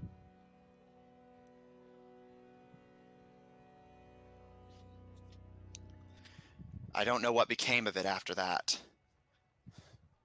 but there are many possibilities, none of which are ideal. If you intend to go after this creature, that's where it will be. The basement of your mother's old home. Oh. Any That would be very suggestions how to get useful. around the sleeping? Don't sleep. He looks to Lucian and what's-his. Your companions. You're pure elves, yes? Not half-bloods? That's correct. You know my family. I know yours. And he looks to what's-his. Well, I like I it. was adopted, but as far as I'm aware, I'm full-blooded elf. Well, I may not be able to count on your father as an ally anymore, but I at least trust that he did his research. If you are indeed purebloods, the spell won't affect you. But they can't What go about- alone. But what about Icar? Would that taint our blood? I'm afraid I don't know. But, at the very least, it may give you enough time. Indeed, you're right, Prince Devedra. They cannot go alone. When I arrived in that village, I was immediately overcome with the instinct to rest. I only resisted because I was busying myself with research, figuring out what had become of these people. I don't know what effect it may have now, but I suspect that it will do the same to you. And your elvish companions will be the only ones who are immune to it.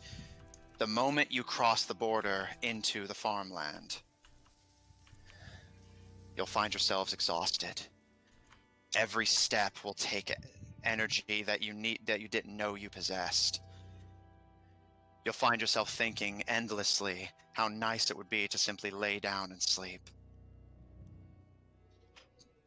But you have to resist. You think things like coffee would work? Indeed. I suspect that's actually part of the reason I survived that day. Or would you have a strong cup of coffee? Thank the gods for coffee.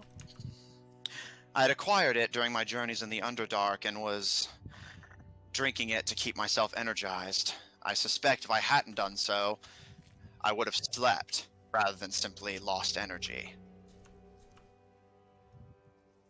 Is there anything We you have- know of that can resist the urge to sleep?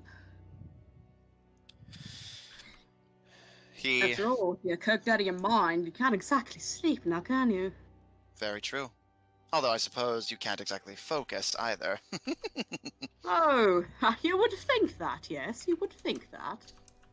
I'm afraid I haven't partaken, so Well, I cannot did get speak some from experience. potions. I'm gonna get some potions tonight that'll help us with waking back up if you've gone unconscious from the magic. It will also negate the effect for a few minutes. And I can meditate tonight and see what I can do magically. I can whip up some smelling salts that'll knock you off your ass. Well, we don't want not that. be We're trying to knocked stay off our awake, ass. remember? No, you'll be awake and staring. But you will be awake. Does Well- waking people up work with this? If you have others with you, they can keep you energized, but I read the diaries of a few of the victims. I suspect you all may know this better than any. There are times where having others with you serves only to exhaust you further.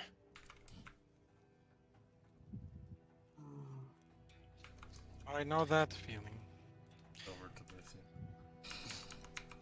Wait, what? Why are you looking at me? What did I do? No reason. No reason. I'm sure you find us exhausting sometimes. No, I completely zoned out. Why is he looking at me though? He was the Emperor was pointing out that, like, while yes to Caleb's question, you guys can basically wake each other up to keep going. There does pose a problem that for some people the presence of other people only exhausts you quicker.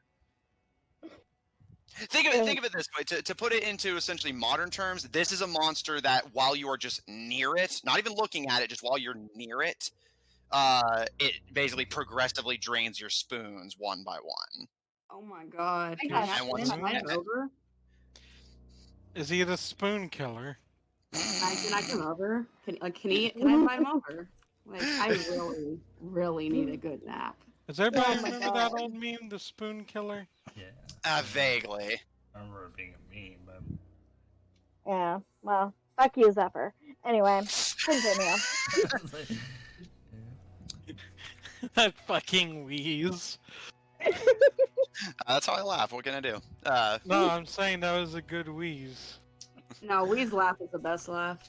Yeah. But I'm afraid that's all I know. You've been a really good asset for us. I'm sorry that we tried to avoid you before. You understand with our line of Is that work. We're right? acting kind of You kept finding us at very inopportune times. Yeah, but- it was really creepy, no offense. Believe me, I completely understand.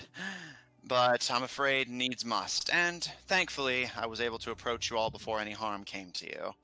I don't know what I would have done if I came to you and found that what I suspect is the best hope for this continent had... Aw! I mean it only as the truth, Doctor. And he looks at all of you gathered before him. People may not respect my power anymore, but speaking as the once great emperor of this land, I believe you all may be our greatest asset in the war against the Lady in White and the Scar Concord. Well, I'm gonna go Call over and me I'm gonna hug him. I'm just gonna give him a big ol' hug. He pats you on the back. He returns it one arm, says he has to keep an arm on his cane, but he does return it with Yeah. one arm. And he looks to you, Tuco. an army of 6. Technically, there's 1, 2, I mean, 3, 7. But she's not here right 7. now, so. No, there's And- 8 because some of us have 2 souls, so we count as 2. Oh, Yeah. stop it. Think I'm that I'm afraid, Oh, actually. Speaking of that, didn't you say that you would be willing to look into that for me? I do have all of the information. As you like pulls out like this giant package of all of her notes and just thunk in front of him.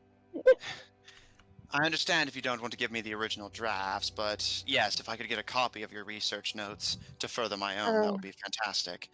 And It's gonna take me a while to copy them. So why don't you hold on to them while we run to Tebeta Farms, and then I'll get them on our way back before we go see Eki.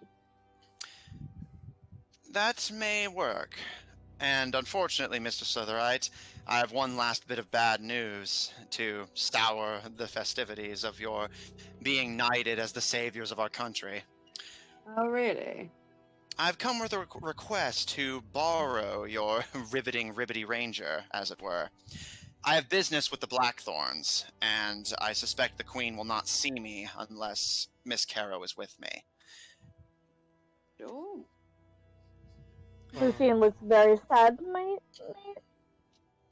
kettle. Oh, I she'll will- be fine. I'll keep her safe, you have my word. And the Blackthorns are trustworthy. She may be a young Well- ruler, but she has demonstrated a remarkable competence, and perhaps a joy in her soul that has long been bereft of mine. Well, I want to give her a hug and At that, Tuco kind of like gives him a sad kind of smile, and he's like, "From one long-suffering soul to another, you'll get there." That is my hope. Also, Caleb Perhaps. was gonna say something to the Blackthorn thing. Of course.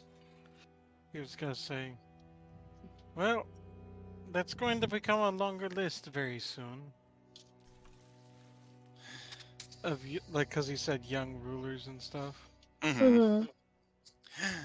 Indeed. Tuco's the only one Perhaps who- it's time for us old fogies to surrender the throne, as it were. What do they truth. say? Out of the mouth of babes. Indeed. Perhaps. Perhaps. And thank you for your kind words, Tuco. I hope, at the end of all of this, whatever becomes of my love, and of this country, and of me, Mhm. I will know peace. You see Mhm. Tuco smile at that. Yeah, Beautiful she just practice. keeps on hugging him. The gods promised me that when this was over, and my work was done, I could rest. Tuco kind of smiles at that. Yeah. What I'm getting from all this is we need to stop this Concord, and magic is not worth it. Ah! Indeed. And And stop I all the beg to differ. diseases along the way. Magic is totally worth it. Just depends on who you ask. They literally couldn't stop themselves from destroying their own children with it. Not You can see everybody's his- like that, Caleb. His grip on the cane tightens, but he does keep the smile on his face, although you can see it's strained. Tuco kind of gives like Caleb a little punch, like, dude, shut up. Tact. Not everybody is that way. Oh, now Lucian's saying that they were just bad.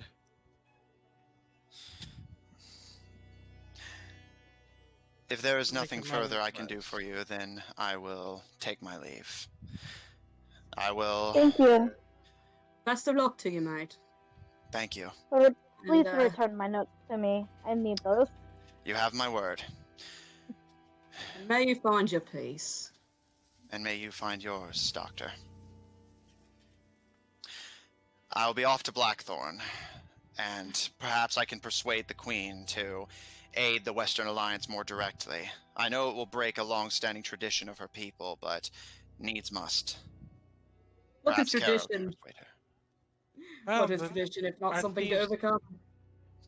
Our thieves don't have a very long tradition of getting involved in wars, but we're doing so anyways.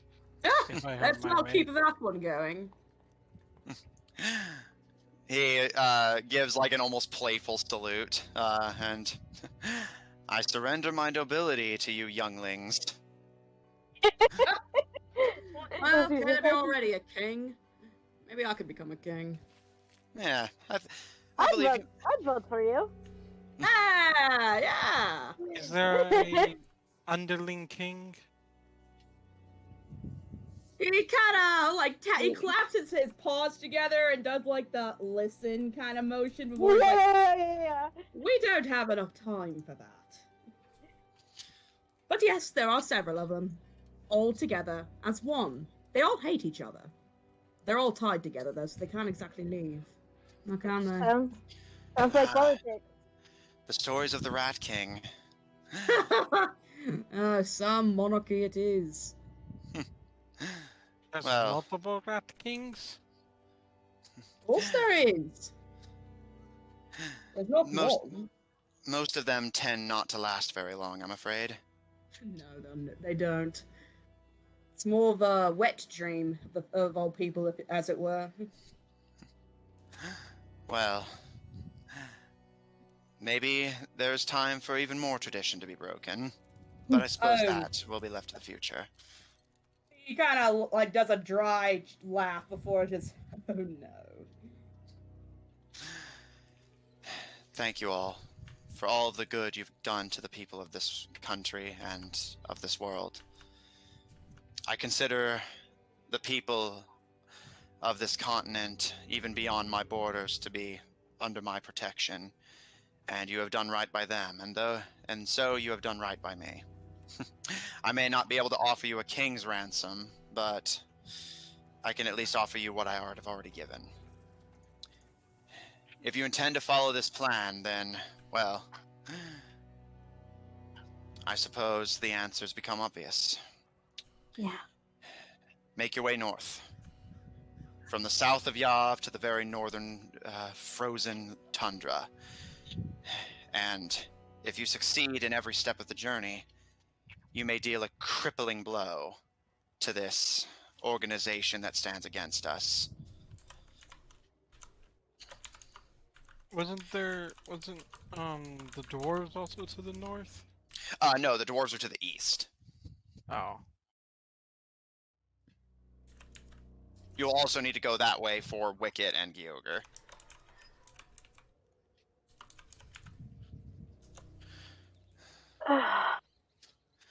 Well, I suppose if that's settled, I will regroup with all of you in the Kingdom of Song to the north. I may already be there by the time you arrive if the deal with Blackthorn has gone smoothly, and perhaps, if the gods favor me again, I'll be there with reinforcements. Go safely. Go well. That certainly would be nice. You be safe too.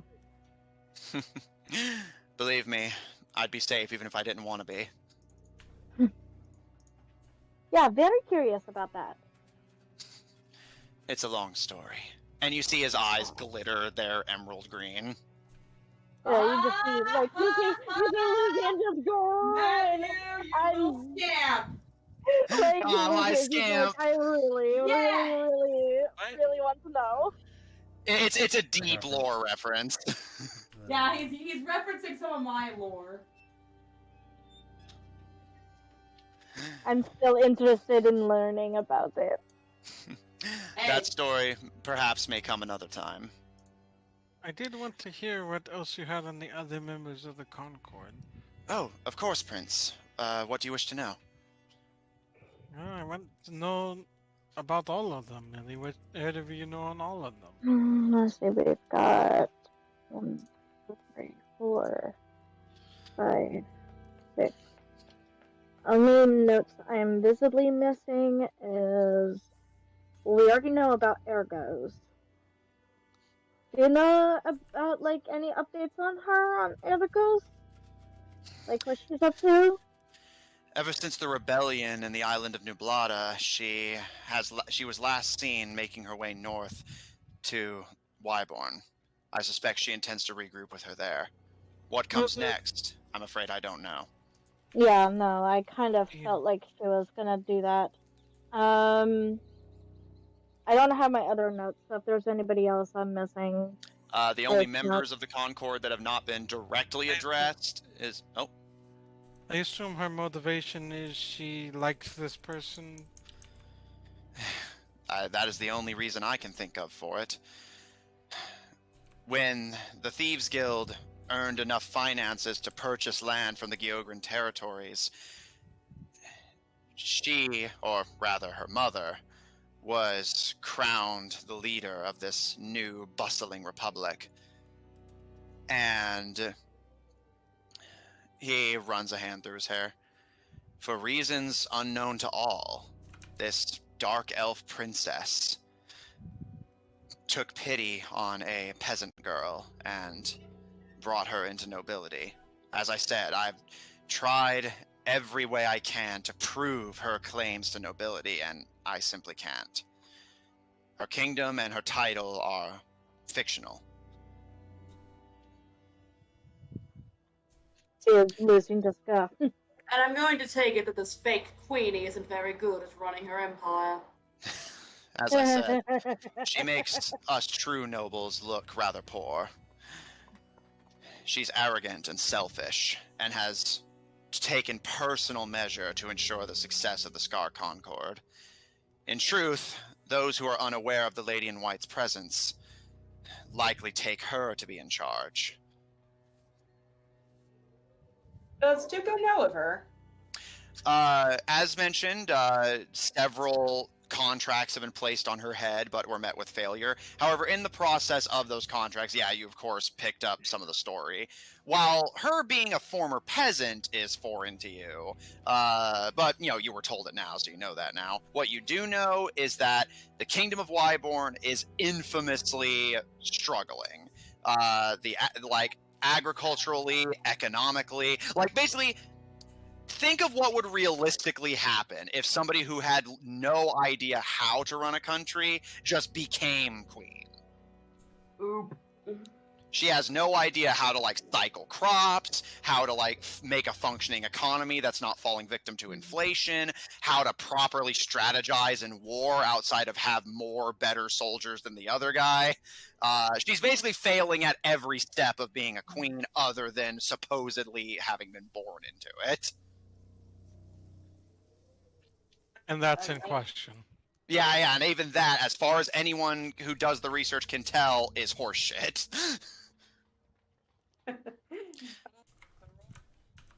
Snort shoes. Usurpers don't ever tend to last very long, though. More's the pity for her. You may do what you wish with her, although I recommend interrogating her for information on the Lady in White when you reach her. But Argos is a wild card. I suspect the President will protect her, even if it means her life. Even after the last. He tried to turn her away from that, but it doesn't seem to be working. Well, if you got a chance to speak with her, then I would not so quickly dismiss that your words had an impact, even if they are not immediately obvious. Perhaps we can make an ally out of her yet. Did I ever tell any of you the motto of my old empire, for those who do not already know it? And what's that? I would say Lucian and What's you would just know this immediately. Oh yeah. Caleb, Zephyr, and Tuco. Whether you've heard the phrase or not, I'll leave up to you. But yeah, it's basically the old motto of a very famous empire that is now gone. With unity comes strength. Lucian probably would say it just at the same time. Work together. Stay by each other's side. And never forget that an enemy is just a potential ally you haven't persuaded yet. That's how things tend to go. My mom made me memorize that. Back in those days, unity meant something. Yeah. Perhaps someday it can again.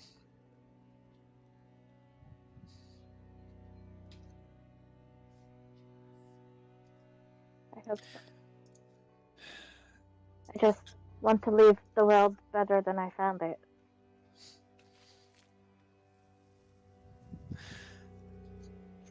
He gives you a smile, an admirable goal, and one I hope you see to meet.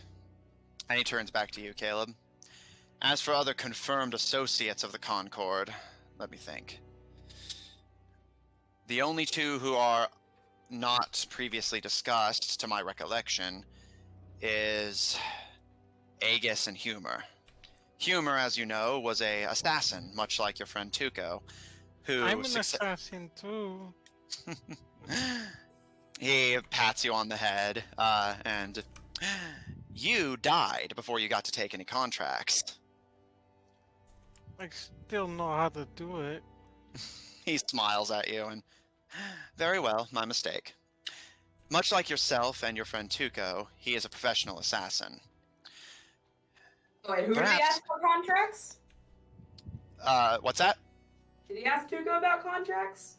No. No. He was because he was saying because Caleb was asking for any remaining information on just the Concord in general, and he was saying the only two, Aegis and Humor. Humor's an assassin. And he was saying like Tuco, but then Caleb was like, "Oh, I'm an assassin too," and the Emperor was like, "Well, you died before you took any contracts."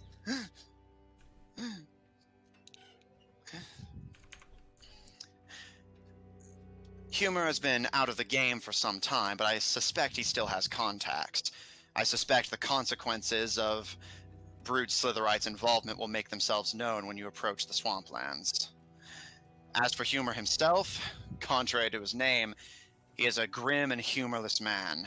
A lifetime of fighting to be an assassin took its toll on him.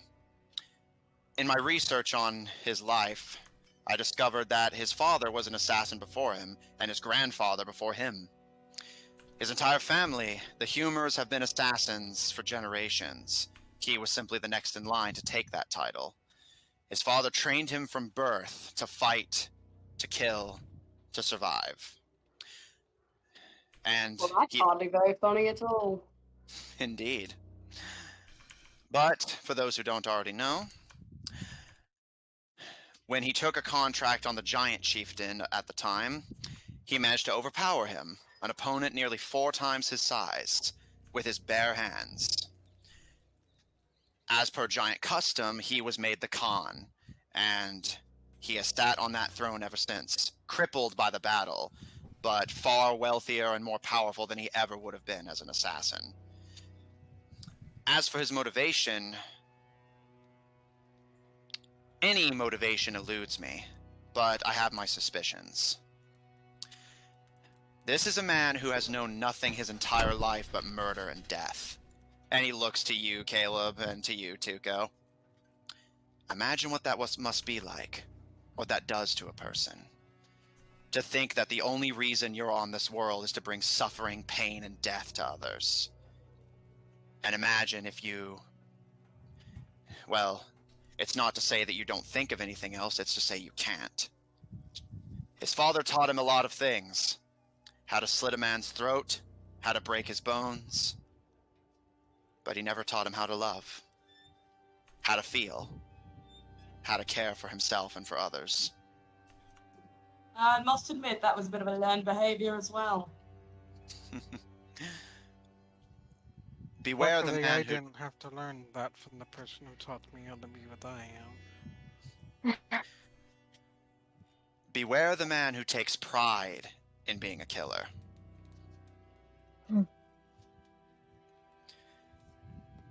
Killing is something that should only be done as a last resort, and should never be taken with pride. Lucian kind of feels the little candy cane shiv in her pocket, remembering what she said yesterday, and frowns. As for the dwarves, well, and you can see his expression tightens. I'm afraid that's a rather bitter and personal story. Much like Gyogre, the dwarves were friends of mine. I would have trusted them with my life had they simply asked. I went to negotiate with the dwarves when I became aware of what threat my wife posed. But my old friends have become afraid. Oh? Who else? Dr. Knight?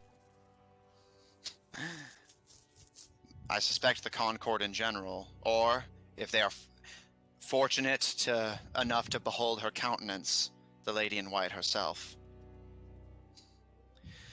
The dwarves are many things, but they are superstitious at heart. Perhaps they believe the stories and believe that she is cursed and will bring death and destruction to them if they don't comply. Perhaps this is simply an opportunistic attempt to gain power. They always did resent me for giving them duty but not gain. I never believed that the protection of this world should be a paid service. It should be something that one takes upon because it is your duty, not because it is your job. The dwarves always resented me for that. Perhaps this is simply payback for a wrong they see me to have done them. Whatever the case, the dwarves all are in league with her. Yes, and apparently they did also make a deal with the King of Tebeja. Indeed. Which is why I have an interest in them. And their prison camps are being used as experimentation facilities by Dr. Knight. when I attempted to track the good doctor, the airship that all of you brought down, I tracked it making its way to the Aegis Federation before turning around and making its way back west. I suspect they dropped Dr. Knight off there, and unless she has simply hiked on foot from there, she's likely still there, conducting experiments as we speak. So there's a reason to go to the dwarves too. It's simply what you choose to prioritize more. North gives us a strategic advantage. However, east resolves your emotional turmoil and puts you in the right state of mind to fight this war. I will not act as the judge and jury on which route you should take. I'm simply here to inform you. What is the window for the northern route? The giants have not bent to humor yet, but it is likely only a matter of time. Song is a young king, and perhaps a bit of a fool, but he is not incompetent. He has successfully held off attacks from the dragons, from the pirates, and from Wyborn to the west. And I suspect he will be able to continue doing so as long as he must. He refuses to back down, and refuses to surrender and leave his ally to the Concord's mercy. Good I for may not have him. known the boy long, but I do respect him on that front alone. I suspect he can be trusted, if for no other reason than he's too stubborn to yield. You think But- it would be... Sorry. Go on, please. Do you think it would be possible to go east then north? Or do you think they would fall before we could return? Humor is unable to act physically. The fight crippled him, and it will take his armies time to slaughter the giants enough to force them into surrender. I suspect you do have time. If you wish to head east, then I will wait for you in the Kingdom of Song until you arrive. But what about Aki? He puts his hand on your shoulder, and Queen Sundragon may be young and a foreigner to these lands, but she is a warrior. She will not I yield told her to I would our help rests. her. He frowns, and your words should not be given so freely, but I'm sure she will understand. And I intend to get Blackthorn involved and get them to come to the Western Alliance's aid. If Tebedra, and he nods to the Tebedrans, if Tebedra joins the Western Alliance in full, and I can persuade Blackthorn, Barbarous will be outnumbered. They are certainly more than capable of holding his armies in place and preventing them from laying waste to the countryside until you return.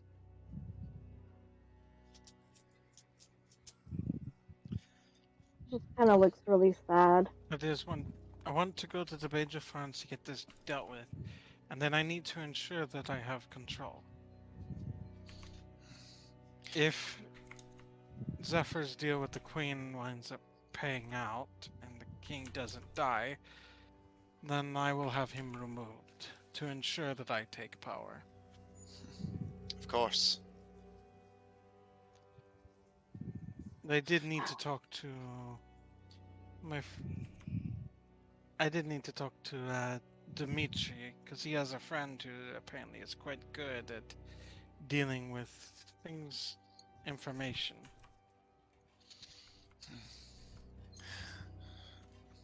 Well, It then will it be appears important to my second plan. Well, then it appears you're already several steps ahead. And he gives you a smile and a pat on the shoulder. You're young, but I suspect you will make a very wise and competent ruler. You will do right by your people, I believe it. However, do ensure caution. It has been a hard-learned lesson for me as a ruler. By my math, 8 times your age.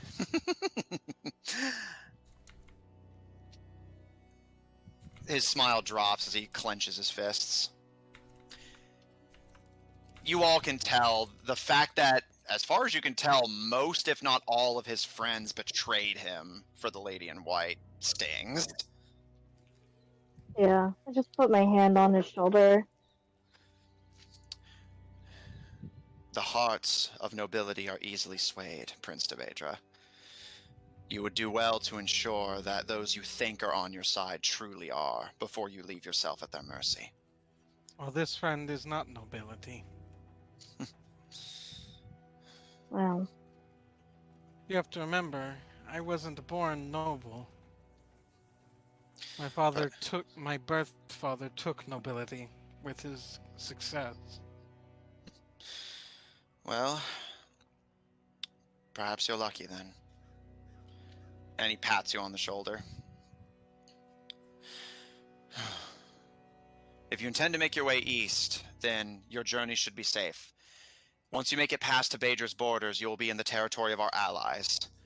I have already ensured the loyalty of Concord, Denouement, Spear Maiden, Struth, Wyson, and Crimesoon. And he nods to you, Lucian, and What's-his. If you intend to head northeast to the Elvish lands, I recommend you bypass my territory, or what used to be it, and make your way to the Minlus Connaught. I've stayed with them for a long time. They are a good friend of mine, and have been since the war. And as far as I can tell, they are still trustworthy. We'll definitely do that. Yeah. Okay. We shall see. I wish you all the best. Show You too. mercy to your enemies, and may they know confusion. With unity comes strength. And he looks to you, Lucian, and gives a smile. With experience comes intelligence. And you would know that is the motto of Wicket. Yeah. And may the righteous have power. What's-his, you know that to be your family's motto. Yeah. And I guess That thought it sounded familiar. survival is important. You know, if you want to tie in another motto. Indeed. And indeed, as I said, you've all been perhaps a bit too frivolous with your word.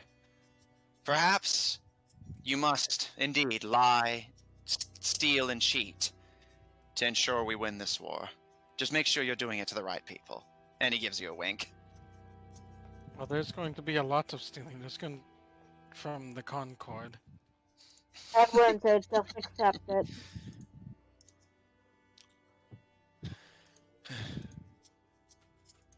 If you're heading east, then this is where we part.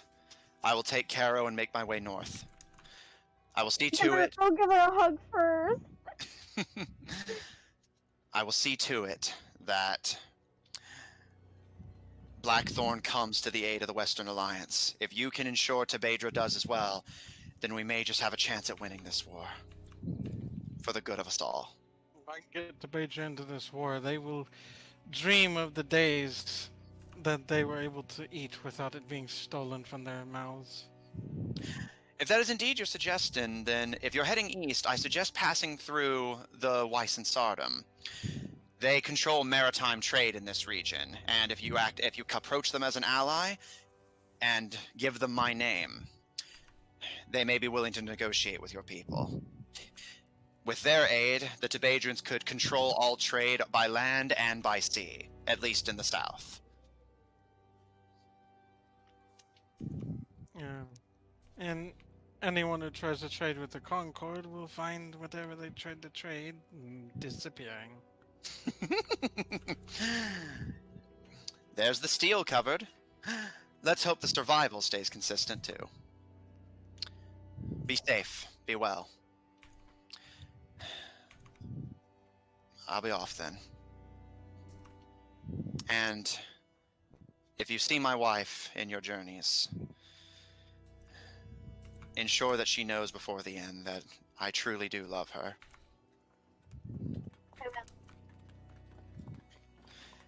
He nods and starts heading towards the bedrooms to fetch Caro.